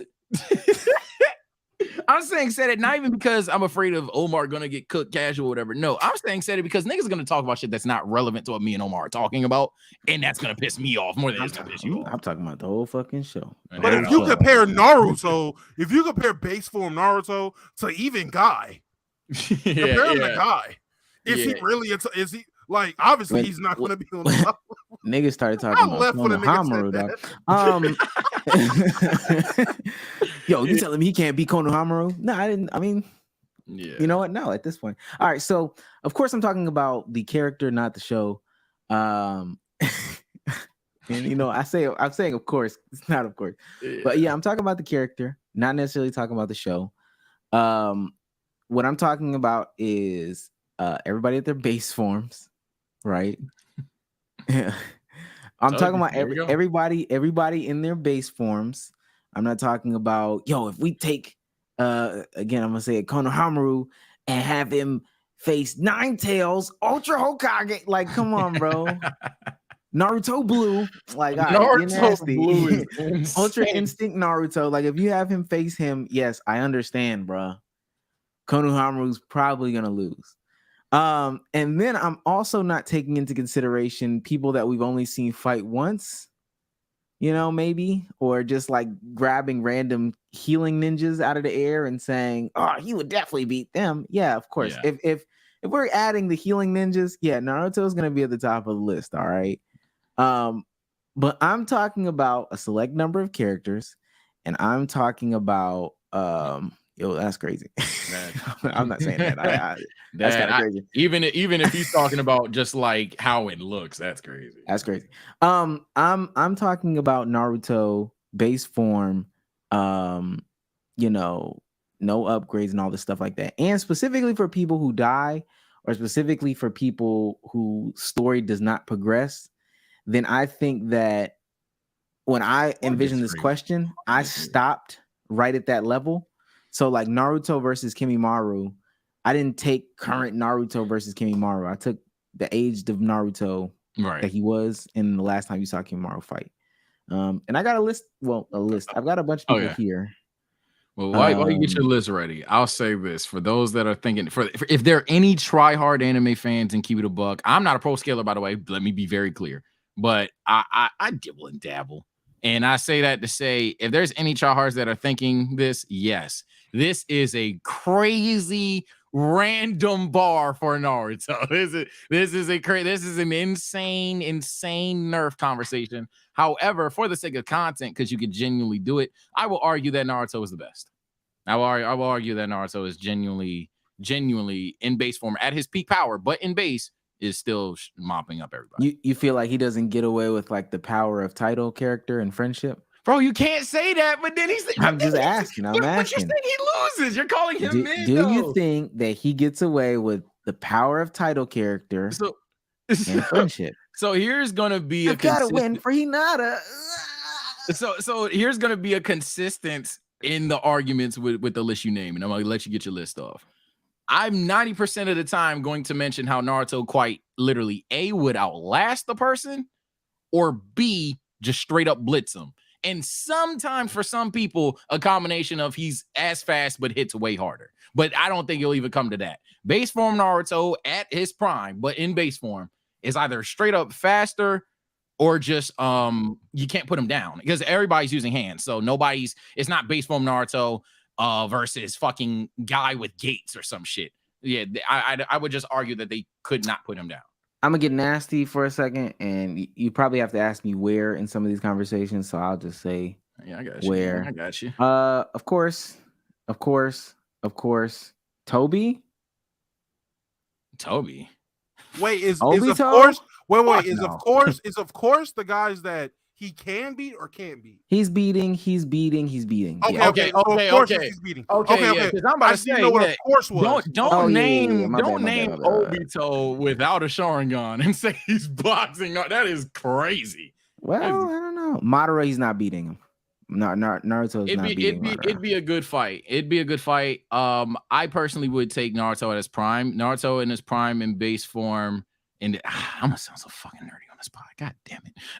Naruto at his prime, to keep it casual and short, is capable of swapping hands with Momoshiki. If you don't want to use Hokage Naruto and stick to the Shippuden, he is in a losing bout, but even in base form, boxing with Rin Shari, I'm going to kill you Sasuke, who was holding a little bit back, of course, but Naruto was holding back as well. I don't think Madara in his base form would perform just as well. I think that's a very, considering how Power Cliff base Madara gets by that point in the series, and let alone in Boruto, I think that's kind of thing to say. I'm talking about. Oh well, let me say this. I'm definitely not hip on Boruto. Madara makes it into Boruto. No. Okay, so I'm talking about where he stops being visible. Oh yeah, that's right. Yeah. Okay, so yeah, you're right. You said. So and I'm not gonna lie. At that point. So are we doing? Then beat the fuck up. Fuck that nigga Naruto. Nah. So you're still saying everything about the end of Shippuden. Yeah, Naruto is still win that. That fight is way closer at that point, 100%. But I would still say Naruto at the Final Valley boxing Sasuke and Rin Shari is just a straight up bigger feat than base Madara was capable of. Like, I get it. He had the cool moment for the casuals of jumping down the hill and beating everybody's ass. But even then, the Sharingan was activated. And I'm not saying that in base form we couldn't do that again, but the point is, he wouldn't be able to put Naruto down. Naruto would be faster than him. Yeah, he would be faster than him. Easy. That's easy. I think a lot of people would agree with that. I understand a lot of people casually saying that Madara would probably kill him, but faster. Naruto and Madara, yeah, that's easy. I just stay out of these conversations. One, I'm not a power scaler casual. I've watched myself, the programmer. I just don't know what when I hear Omar having this conversation, I don't know what Naruto he's talking about. So when I hear him talking, I feel like he's talking about Kid Naruto the entire time. No. Kid Naruto is a bot. But then when I think about it, come on, no. But then when I think about it, I would think, okay, Hokage Naruto base form.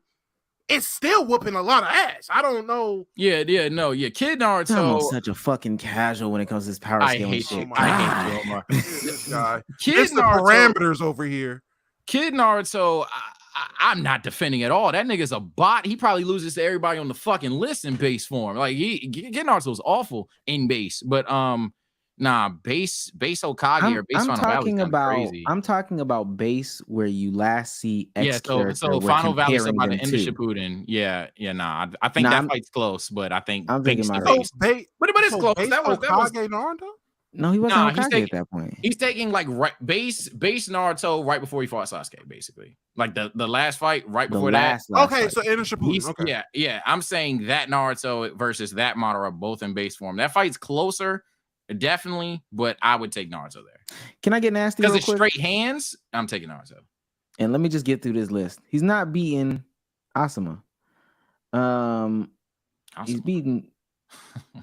He's not beating my man right here. He's not beating my man. Asuma's hell no. He's beating. I don't know. Asuma would literally say, "Naruto, you ready to go?" and then get punched in the face and wouldn't even know what the fuck happened. Stop it. He's not. No. He's beating all of these guys, of course. Danzo. I don't know. In hand-to-hand combat? No, sorry. Danzo's not a what? When did the third? When's the last time you saw the third Raikage? Doesn't he come into? The third Raikage? You talking about?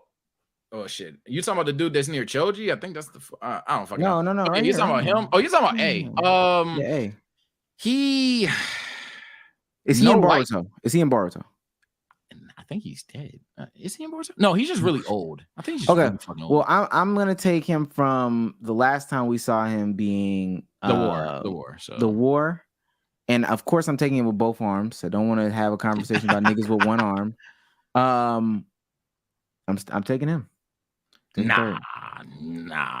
Taking third. This is gonna be a consistent thing. And again, I know this can be. Let's get to the nasty part. I'm taking Guy over Naruto, man. Let's get to it. That's who people want to talk about. Okay, let's get to the meat and potatoes before we lose their fucking body. Again, this is gonna be one of those things where if I were to ever get truly irritated, mad, and salty, and Twitter ranty about a topic and started stream, I'll stream this. I'll plug my channel. You guys can debate me there. I don't want to drag this too long. I don't know how to say this. Y'all are gonna think I'm dick sucking Naruto here, but Guy in base form does not stand a chance. Base Guy, no gates Guy is ridiculously outclassed by base Naruto. That's not even funny. It's laughably bad. Guy in the 7th gate does handedly beat him, but he needed 7 gates to defeat Kasame, implying that 6 would be around that level. I don't think there's a person here, and not even going too far into the skilling shit, but I don't think there's a person here that would say Kasame would beat Naruto in a one-on-one fight. So that's not. I think base Guy. We're talking about a taijutsu master, not without the other shit going. We're talking about a literal taijutsu master. Now, again, if the only thing that you can bank on is power of friendship, I will take that, and we will continue to push on. If your argument is, he can't put him down, I'll take that. That means. Oh no, Naruto's faster, stronger, and more durable than base Guy. I don't know about faster. These guys, to me, are on the same speed level. I'm being dead ass. I'm being super dead ass. And of course, for the chat, we're talking about niggas with 2 legs. Not in a wheelchair guy. Of course, we're talking about fully healthy guy, but just stopping right before he almost killed Madara. Yeah, I'm taking him any day of the week. He also has the power of friendship, but I guess that means you don't think he can beat Kakashi, or Kakashi can't beat him either. Naruto. Kakashi can or can't beat? Can't. Oh, Kakashi get fucking folded. He's a glass tank regardless. Yeah, I've got Kakashi as well. Let me keep going. Kakashi can't take a punch from Naruto. Kakashi's a fucking. I've got Hashirama beating Naruto. Debatable, but the same debatable as Madara. So I'll give you that. I'll say for the sake of giving you one, that's 2, but personally, it's still 0. I'm not gonna lie. Taking Sasuke over Naruto. Hell no. I know that might be one that Sasuke base form. So yeah, base form Sasuke heavily relies on precog, aka his Sharingan. I'm not saying that he's a bot at it. He's he's fucking Sasuke, and he has more main character bailouts than Naruto. If you really think about it, That nigga should have died maybe 10 times. Yes, he Sasuke just a does. bitch. I ain't gonna lie should to you. have Fuck died him. like maybe just 10 a bitch. times in Naruto. Sasuke should have died against Gaara, against B, against Madara. Like Sasuke just somehow survives fucking endless time. Data, like Sasuke gets bailed out way more than Naruto through the series. But He besides should have the just point, been exiled. oh my god. Oh, Noki, that's another one. Right, he should have been vaporized. But nah, base to base. No, I think I at least hope, and that's why I don't want to give you Madara even. Hey, yo. That yeah, that was gay. Damn, my bad, y'all. That was gay. Base to base is crazy. That was gay. We gotta be stomach to stomach to do that type That was shit. gay. That was gay. I'll take that one. Niggas literally gotta be touching belly buttons No, at that point. You got it. If you want to call me, if you sassy, gay, any of that you got that one. That was gay. But nah, but in base form versus base form, nah, no shot. Well, not no shot. It'd be mid, if not high diff, but I think it's literally implied and written. I'm gonna keep going. I'm gonna let chat. Yeah, go ahead. Go ahead. The Yeah, comment section be the one to this determine. is the comment section bit. I think him and Kakashi. I'm taking Kakashi in that one. Hell no. Of course he's beating all these people. I wouldn't even put these people in these conversations. Right. I think he's beating B. I don't take B as a serious guy anyway. Kimimaro, he's losing.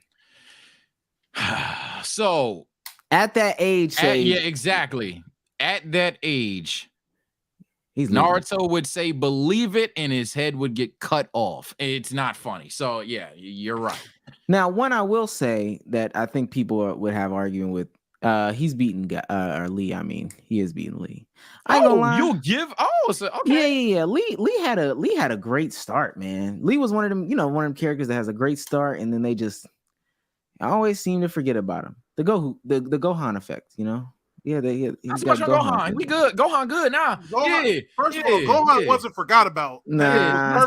They purposely wrote that nigga. They purposely wrote that nigga out the story because niggas was bitching. Yeah, it was not forgotten. Way too much on Gohan. First things first. Second things second. And I was waiting on someone to type this because this is the only reason sometimes I think Lee's overrated. Yo, you're implying that fucking drunk Lee is a kid can fucking box Hokage Naruto. It's crazy. Like, chill out, bro. If we're saying drunk Lee from when no, at that moment in time. Oh yeah, easy. Yeah, but Lee, I'm telling you, y'all don't like it. It's the Gohan effect, man. Yeah, stop saying Gohan. it's the Naruto Rock Lee effect. Kishimoto, the author of Naruto, consistently writes off really, really, really him characters. Shino has never lost a fucking fight, and he's just the bug man of the show. Choji doesn't matter barely. Ino Shikacho outside of Shikamaru don't matter. Sai, you wrote him in just for him to not matter. Yamato, you wrote him in just for him to be the catalyst to really get the war going. Outside of that, he doesn't matter. So it's just what happens when you have too many characters. But Sai had a lot of potential, and then they just let him go. And then another one where they kind of like hinted that she was more special than what she was. Man, I thought Anko was gonna be like, yeah, Anko's the biggest one. I don't know. Like, Orochimaru's only got 3 disciples. Yeah, one of them's Anko. Okay. And then she was just never anything. She was literally an IV for Kabuto for a long time. Yeah, and that shit's pathetic. I ain't gonna lie, my dyslexia kicked my ass. I swear this nigga said Gohan got head. I was like, what the fuck? Let me finish running through this real quick. Go ahead. Of course, he's beating Might Die. His father, he's losing to his father. He's losing. There's no. It's Neji. Wait, stop. At that point in time, at that age. Stop. I'll throw it in the air. That I ain't gonna lie. You better be talking about Kid Neji. Stop what you doing about fucking Shippuden. He's not beating his father. He's beating Neji. He's not beating Pain. In a hand-to-hand fight? Nah. Pain no ninjutsu is a bot. Nah. Name 3 times Pain punched somebody. Wait, by your standards, Pain is losing to a lot of people. Pain is losing to drunk. Yeah, I'm about to say, Pain is losing to endless people with no jutsu. What? Oh, The hell rest of no. them, I guess the only other person on this list that would be a conversation would be he's beating Tsunade. I don't even know the last time. She's another one where Tsunade no healings, is cooked. Tsunade is one where they had to force her in there. Oh, y'all remember that one time? Milkers. Let me tell you who else, man. And there was one time where they were fighting, and I think it was the gourd that fell or the fan that fell, and Tamari had picked it up, and then they just never went back to it. They just said that doesn't matter. None of that matters at all. 10-10 Tamari get hold crazy. Itachi, Itachi is beating Naruto. Nah. Base? Again, taking a Sharingan from Itachi is crazy. Like that's why the argument, if we were to have a serious debate, in my personal weeby ass opinion, and again, I'm not saying I'm right, and I guarantee you the comments is gonna be this nigga Sage think he know. I'm telling you, I'm just a super duper fan. I think a more compelling conversation would be what you're kind of doing with the part one, where we're talking about when both were alive.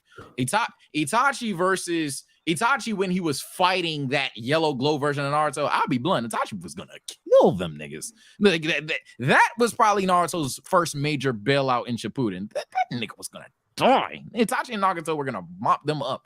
But if we're talking just like peak for peak, but hands, hell no. Nigga Itachi wouldn't even know what hit him with no Sharingan. And I'm talking about animated Itachi, because if you're reanimated, you're dead. Even worse, he's sick. Hey, he's whooping Naruto's ass. Fuck that. Even worse, he's sick. No jutsu, no Sharingan. Itachi sick fighting Naruto. Hell no. I'm looking at all the Naruto fights, and 90% of the fights are he's getting his ass beat, and then the power of friendship and the power of a fox that's inside of him allow him to overcome a nigga who's clearly more skilled. So I guess in the argument, it's like, all right, with Jason honestly, and it's gonna sound crazy to a lot of people, Jason Collins can beat Steph Curry in a 1-on-1. That's if he gets the ball first, but you know why? He's gonna back Steph Curry down. Steph Curry 6'3". He's not gonna miss any layups, right? I swear. But Sasuke got better hands, man. Steph Curry got better dribble skills, man. I already know what's going on. Now, if we're having a form debate, I quite literally can't debate you, because that's by all definitions an opinion, right? So you can say that who nice with it, like if that boy nice with it. But we talking who would beat who in a fight. Come on, man, stop, bro. You took it's not Jason Collins, and I swear I knew you were gonna do an equivalent of a center versus point guard. My thing is, no, you did point guard versus point guard. You did Steph versus like Tyus Jones, but you told Steph he can't shoot threes, can't shoot floaters, can't score off the ball, can't lay the ball up at all. He must only dunk on someone, and that someone can be his direct opponent. Like, I fucking guess. I fucking guess it's close, but then the problem is, shit, man. Depending on how low the bar is, Steph still wins. So that's the thing. That's the thing. Fuck that nigga Naruto, man. Hater. Listen. Let's read these last few and get the fuck up out of here. Sky High for $4.99 says, I should clarify. I only saw YouTube comments, and y'all are right. It do take time. I'm just saying YouTube comments acted kind of crazy. That's about the undisputed shit. Yeah. I weren't pressing. Yeah, I weren't pressing you, my boy. Yeah. He's heating up. Gareth Burrow for $9.99 says, who's more light skinned, Gear 5 Luffy or Ultra Instinct Goku? I don't know. Tried to ask it in the space, but my phone died. I don't know why I didn't see the second half of this thing. But I don't know not one thing about Gear 5 Luffy. I would just ask One Piece fans, and I swear I'm not dissing the show. Is the pacing dumb slow? Because they're still in that fight. Are they still in that fight? With the dragon? Yeah. Is he still fighting him? That was 3 weeks ago. I'm about to say that was like 3 weeks. Is the pacing like? And I promise you, I haven't watched it. But is it just slow? They're still in that fight? No. Yeah, no way. They're still in it. They are. Yeah. Oh man, that's slow. Okay. Yeah, I want a Gear 5, huh? That's very slow. Niggas is getting a TikTok every week. Yo, what the fuck? Yeah, I'm not gonna dive into calling it peak, all that. I'm gonna just leave it there. But damn, I didn't know it was that slow. No way. That's actually crazy. Right, that's actually crazy. That was 3 weeks ago. Right. Christopher Johnson. Oh man, Bang. Why Bang, Omar bang, over there bang. all drippy with the shades? And that's why, because it just makes sense. It just makes sense. To me, button. brother. I W ain't button. gonna lie. But what's this one? He lied. This is not the right one. Y'all niggas worship him. And that's why, because it just makes sense. It just makes sense. That's why, Christopher. I ain't gonna lie. This is crazy. Oh, he sends $9.99 more again. But for real, who's one Sean content Christopher. creator or group as a collective y'all running down on? So we have to just randomly fade somebody. 99 Nation. Shout out to Avery B, man. I ain't got nobody I really fucking despise on YouTube right now. Damn, PC Sage strikes again. I ain't got nobody, bro. I don't hear nobody. Player's choice.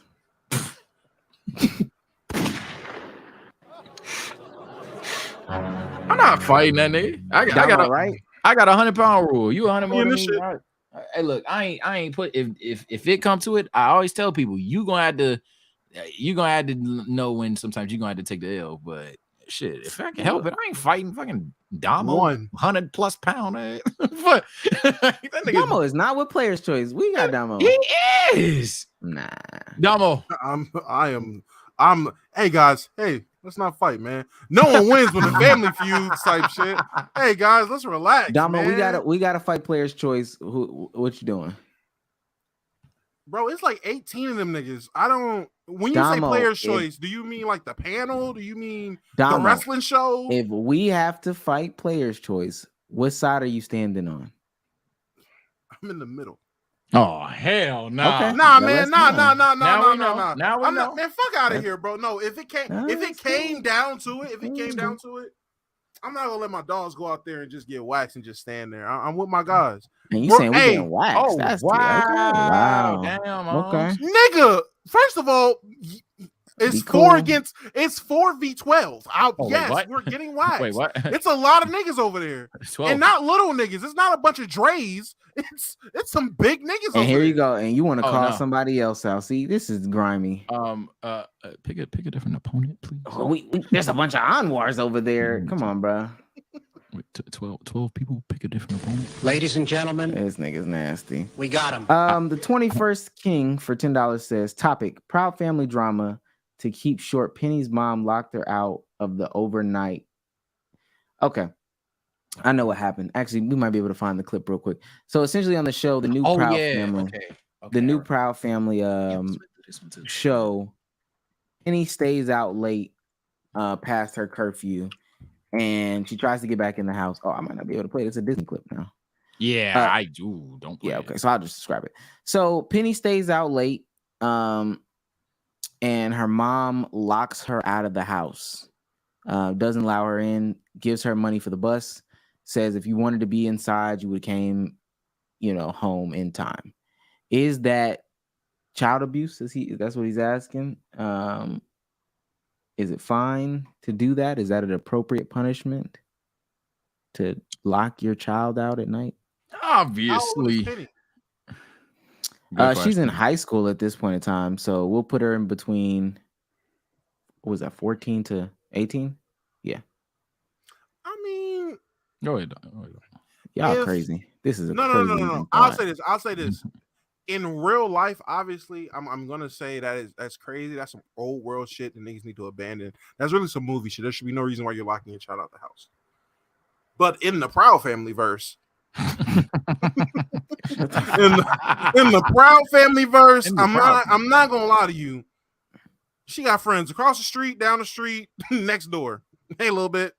Like they sleep know in the bush. Safe. Right. Yeah, you got main character syndrome too. Like you got the power of main character. Ain't nobody gonna do nothing to you. So yeah, she was in the right to do that. It's not child abuse. For me, obviously, in real life, the answer is going to be no. I think over recent things, personally, no, I don't want to get to it too deep into things. But yeah, life is so fucking random. So yeah, I'm not locking a child out. I'm not doing that. But I will say that this is one of those situations, and well, granted, they are wrong here, but could easily become one of those situations where looking at how parents discipline, it's always easy to call them bad. I think the internet is sometimes a little too impractical with criticizing levels of discipline, but throwing a kid out the house is definitely a past the line. You know what? I disagree with that. And was Really? it you that tweeted that the other day, or was it somebody else that was like, we It might have been me. always judge how parents parent or something like that from Yeah, the that was me. internet or That was something me. like that. That was me. Yeah, so my problem with that is, especially if you're one of those ones that believes it takes a village, nobody has the right answer. Nobody has the right answer. So at the end of the day, to me, it's about perspective. And I think what made it so nasty. That's nasty. What made it so nasty is at that specific time, I think that same thing happened in Georgia where a parent locked her child out or whatever. The child got kidnapped. The child got abducted that same night. So like, I get it. You know, you're having your old world perspectives and da da da da da, and then people say you can't kind of judge how people parent, but it's nobody has the right answer. It's all about perspective. And the moment that you're willing to take perspective, specifically as a parent, we talked about that in the space one time. It's hard to take perspective as a parent, especially because it almost comes off as if you're doing something wrong. I'm here to tell the parents, yeah, you are doing something wrong, and that's okay. Like, we're all doing something wrong. 100%. There's no Damo said this on his Instagram. There's no playbook. There's no guideline for any of this. But I should be able to come with my rational mind and give you a little bit more guidance, because you're about to act irrationally and in a state of heightened emotion, you know, to kick your kid out, to cut your kid's hair on live and embarrass them, to go up to the school and beat them in the cafeteria in front of all their friends. You're doing too much. Yeah. Let me be clear. And I don't even mind if this qualifies me as being wrong or backpedaling to the point where I just disagree with my former tweet. I don't mind that. But I would say that there is technically, it's crazy. There's not. There's a blueprint to being a parent right here telling you that's not true. My parents have told me it's not true. Nah, you didn't pick it up at the hospital, Damo. That's what he's telling you. Yeah, what? Yeah, no. You left it. Definitely not a formula to raising him. I'll go children back now. on Right planet. now. I'll go. Let me know. Please let everybody fucking know. God How much forbid. it costs? But nah, I'll say that while you're 100,000 million% correct, there's not an exact formula. When I was tweeting that, I was talking about severe levels of downplay. So like, if a parent ever gets stern or like even raises their voice, obviously there's certain situations that go beyond too far. I think every situation when we're critiquing a parent, all context matters. I at least all context matters. What happened? How did it happen? Stuff like that. Because you're at the end of the day, you're talking to a child. But ultimately, I feel as though like some of these things, especially when it comes to just like raising your voice or pointing or stuff like that, is kind of just like, I mean, yeah, that's not the nicest thing a parent could do, but there's certain situations where that's not even the worst thing. Like, you don't know what that kid could have done, and that's 90% of what the clips happen. Like the kid could just obnoxiously not listen to a parent time and time out, or break something intentionally thinking it doesn't matter, and they don't know what's right and wrong, and they're not listening, and you raise your voice to tell them, hey, yo, seriously, that is not cool. And you sat down and said it in the tone that I'm speaking right now. And at some point you yell, you get frustrated or whatever. I'm not saying that's always peak to yell at your kids, slap kids, things like that. It's easy to gaslight that. But I just feel sometimes people are a little too impractical when it comes to how one can just tell their child how to behave or anything like that. Or when it comes to teaching their child, I should say, because telling them how to behave is like ownership levels of lingo. The things that killed me, it was that dad that was on the timeline not too long ago. It was like that little ass girl was like twerking and dancing, and the dad just came by, popped her, said, "What the hell you doing? Stop!" and then kept going. Yeah, that's perfect example. And that sparked debate. And all you seen, this is child abuse. Why would you do this? And I seen one comment that said it perfectly. People in the real world, there was absolutely nothing wrong with this dad doing what he did. He was being a dad. The issue is the camera was on. Yep. You did it on camera for the world to see, and now the world's judging you. And I was like, nail on the fucking head. I'm not sitting here. I don't want to be one of those people. I was popped and I'm okay. I don't want to be one of those people, because those people are just as I don't even know, ignorant, honestly. Those people that just, well, I used to get whooping and I turned out just fine. No, you're not, nigga. You're living check to check. You're working a minimum wage job, nigga. Your life is not in the perfect situation. I'm pretty sure you have your vices. You are not absolutely okay. No one's absolutely okay. If you are, you're a psychopath. Everybody has something. But I don't want to be the person that's sitting here and you pop your child. How could you pop your child? What kind of, I don't want to be that person. And I also don't want to be that person that's just, oh my God, these kids are so, you got to find a middle ground, not gonna lie. And I know before I had my daughter, I dead ass was in the mindset of, shit, I'm gonna do how my mama did it, because I had a good childhood. I feel like my childhood was good. It's fine. Hey, whoop that ass. No, it came to holding my daughter, understanding this is a person that dead ass is learning shit for themselves. And I feel like that's what a lot of people with kids, I guess, just forget. I guess people forget what it was like growing up and you just doing shit because you're learning. Like you're genuinely figuring the world out for the first time. So you end up doing shit without even knowing why you're doing shit. You end up doing shit because you're testing some shit, or you just impulse, or you're just a kid. And parents forget that. They get mad. You look at it from an adult standpoint. Like I caught myself, my daughter was in here and she just threw the fucking Chef Boyardee down and spilt it.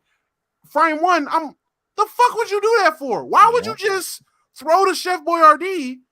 Like, it's not, what the fuck? And then I think, like, bro, she is a fucking 1-year-old. You ever hit her? Have you hit your child yet? Yeah, it's crazy, but you know what I'm saying. Yeah, I've popped her probably on a single hand amount of times. Like popped her. I've never like struck her, like whooped her, but like I popped her. For context, in the clip, the pop was this, by the way, Chad. Like literally, hey, stop. So then let me comes ask you after this, the laws of 3. Again, I go by the laws of 3. I'm gonna say it 3 times. I'm gonna look at you, then I'm gonna pop you. So if you feel this way, how you feel about, you know, she's learning, et cetera, are you gonna stop yelling at her? Yes, I do work on volume control. I yell at her significantly less than I did. Not even did. I'm a loud person as is. So I've learned to be more patient. I said it on Instagram too. I had to learn to be patient with my child. Now there is times where I raise my voice. If I hear my girl, Lyric, come here. Lyric. if I hear the Lyric, come here. Lyric, come here. Lyric, sit down. Lyric, stop. After 3 times, sit down. The dad voice comes in. That's natural. But no, I don't just. I try to, it's things that I try to do to make sure, like, and I train myself as she gets older. I try not to take any anger out on her. I try not to, if I'm mad at something, like if me and my girl get into it and I'm upset, I try not to let me being upset with whatever I got going on, whether it's doing shit creator-wise, like getting fucking banned on Kick, or me and my girl disagree about some shit. I try not to let that seep into anything with her. If I'm mad, I see her, I smile. I fucking, hey baby, blah, we playing. I keep it hot. Now I still might be mad at you, but I'm not gonna be mad at the world, because that's something my mom used to do when I was a kid, and that stuck with me to this day. If she's mad, nigga, she's mad at everybody. Everyone's mad. If someone pisses her off, she's mad at everybody, and that used to irk me as a kid. My dad didn't do it, but that shit stuck with me. And I'm 26 years old. I remember from being like a child, like that shit used to piss me off. Someone made you mad. The fuck you mad at me for? So that's one thing I work on my patience. Like I try not to take my anger and misplace it. I try to, hey, I can be mad at this, but fuck that. When it's my daughter, it's my daughter. She ain't got nothing to do with why I'm mad. Now she did break my phone and I was pissed at her. It wasn't no, oh, she's learning, nigga. No, sit your ass. I'm still human now. Oh. I seen this. Omar said parents be bugging, and we're not gonna do this too much longer. But that was a good topic. Omar said parents be bugging going to schools and shit. If my daughter a hoe, I'm those parents. I'm Kevin Hart, friend for real. Like he's going up to the school. Now with the kid in the photo is fucking crazy. Whose dick is it? Yeah, whose dick is this? That's insane. I just, the only thing I'm saying though, even with the situation with the dad popping the kid, because we had that conversation in the space, you know. Words have super different meanings and connotations person to person. Specifically, the phrasing that we discussed in the space was beat that ass or whoop that ass. Now, I think it's even crazy to talk about physically disciplining your child. let alone saying it with the phrasing, I'm going to beat that ass or whip that ass. Because I asked other people, well, how would you, like, if you get mad at somebody at the bar, they call you the hard artist, a white person, what you going to do with them? I'm going to beat their ass. Beat your ass. So why would you use that same verbiage for a child that doesn't know no better and one that you say you're supposed to love? One. Yep. Two, in that same space, maybe 10 people on stage, super interpretable what that means. Somebody, oh, well, I say whoop that ass. I don't mean, I'm going to give him a little pat, pat, pat. Somebody else, oh, I say whoop that ass. I'm going to get the belt. Yeah. I'm going to get the Gatorade and I'm going to go crazy. And Gatorade. Yeah. And they was talking about going crazy. Electrolytes, nigga. And why it also, I guess, triggers me is because I know that as you get older as a child, the way your parents are physically disciplining you changes. So if he has the ability to pop his child, at least for when I seen it, I was like, oh, when she gets older, he gonna hit her for real. Like, no key. And that's just the way I felt immediately. So if anybody was saying, X, Y, and Z, sometimes some people are just telling them, hey, this may be an alternative. Now I know there's some dickheads that might just like super jump down this person's throat. But honestly, again, this may be for some people. You got the ability to pop here, and then the next stage when they get 5, you give a little bit more of a tap, and then when they get 10, next thing you know, you got, and I know these folks, you bruises got fists, you got bruises and welts, you got fists on your child, you kicking them downstairs. My aunt was telling me how she used to beat, my cousin.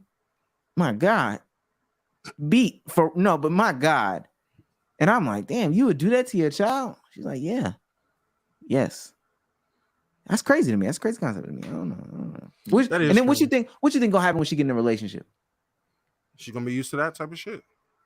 Yeah, I'll say, as much as I've used the word gaslight this pod, I have never really thought of it in the way of that before, and that shit is kind of crazy. Like, I don't know how that lingo is normalized. The idea that you're beat that at, like I'm not saying like give you a spanking or something like that. I know that y'all gonna AO that, but give you a spanking, I get it somewhat understand. But beat that ass as an adult, so you know that actually is crazy. I didn't ever. It's almost don't it sound enthusiastic too? Yeah, it's like, oh, I can't fucking wait to beat your ass. Like, all right, bro. Like whenever, and again, I promise to God, I'm not some violent fucking person. But whenever I've uttered or said that I'm about to beat your ass, I get excited. You get ready for combat. Like you're about to hurt somebody, and it's fight or flight time, bro.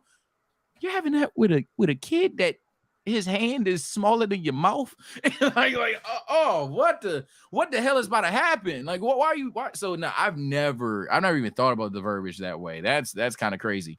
But I just want to say, as a person who I'm not ready to be a parent, and I know this for a fact because I have a puppy, and that nigga drives me crazy. I try not to yell at him, and he's a dog. I try not to yell at him. I think that at the end of the day, the only reason I tweeted what I tweet is because I think people should be supporting each other as parents, and the internet doesn't do a good job of criticizing while also putting it in a way that that it's just criticism. They do it in a way that's trying to villainize the parent, and I think that's where it goes too far. I get that. I just feel like people that physically discipline their kids, especially to that extent. I don't know if it's just me, if it's something I'm realizing in my immediate vicinity, is just shit I've noticed. They don't talk to their kids. Very true. The parents that beat their kids, the parents that overboard will do what people will deem as overboard in terms of whoopings, like actual beatings. They don't talk to their kids. And the ones that do talk to their kids, they do just pop them at times or shit. Like it takes a lot for them to pop them. For the most part, you're talking to them. So that's another thing I try to do. I try to make sure, even now, she's 1, she knows a handful of words and just be making noises, but I'm talking to her. I'm just talking her through everything. And I'm trying, and it, to me at first, I'm like, okay, it's for her. It's to get her used to talking to me, but shit, it's to get me used to talking about things. Cause I didn't have that. My mom whooped my ass. I'm gonna beat that ass. My teacher called home. She's telling me on the phone, I'm gonna whoop that ass when you get home. That's what I'm used to. So I have to literally break the fucking generational curse of I'm not I'm not whooping that ass. We gotta talk. I gotta train. You're one. You can't talk back. So this is training for me. I gotta talk, and I gotta get you used to me talking to you and you being comfortable to talk to me about anything, not just the good shit. Because I fell in that trap. My mom too. I would just tell her the good shit. I ain't telling you none of that bad shit. And she used to trick me to telling on myself. And the first time she did that, my life trauma. But see, and she don't even understand. And man, we can cut this off soon. But that's what they don't even understand. Because now I don't even feel comfortable communicating bad things to you because I know you have a response like this. It's either violent or you're taking it to the nth degree or whatever. It might even be a situation where honestly I can handle, but because you asked me about my day, I'm just sharing you.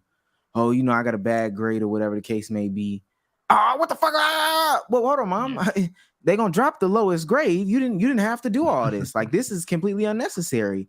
But so now I don't want to talk to you. And if I don't want to tell you the bad, I don't want to tell you the good either. So every time you ask me, oh, it was good. Today was good. It's cool. School's cool. It was all right. It was cool. School's right. I've done that. I've done that when I've been in the most argumentative states with my parents, but I never do it when we know we're on good terms.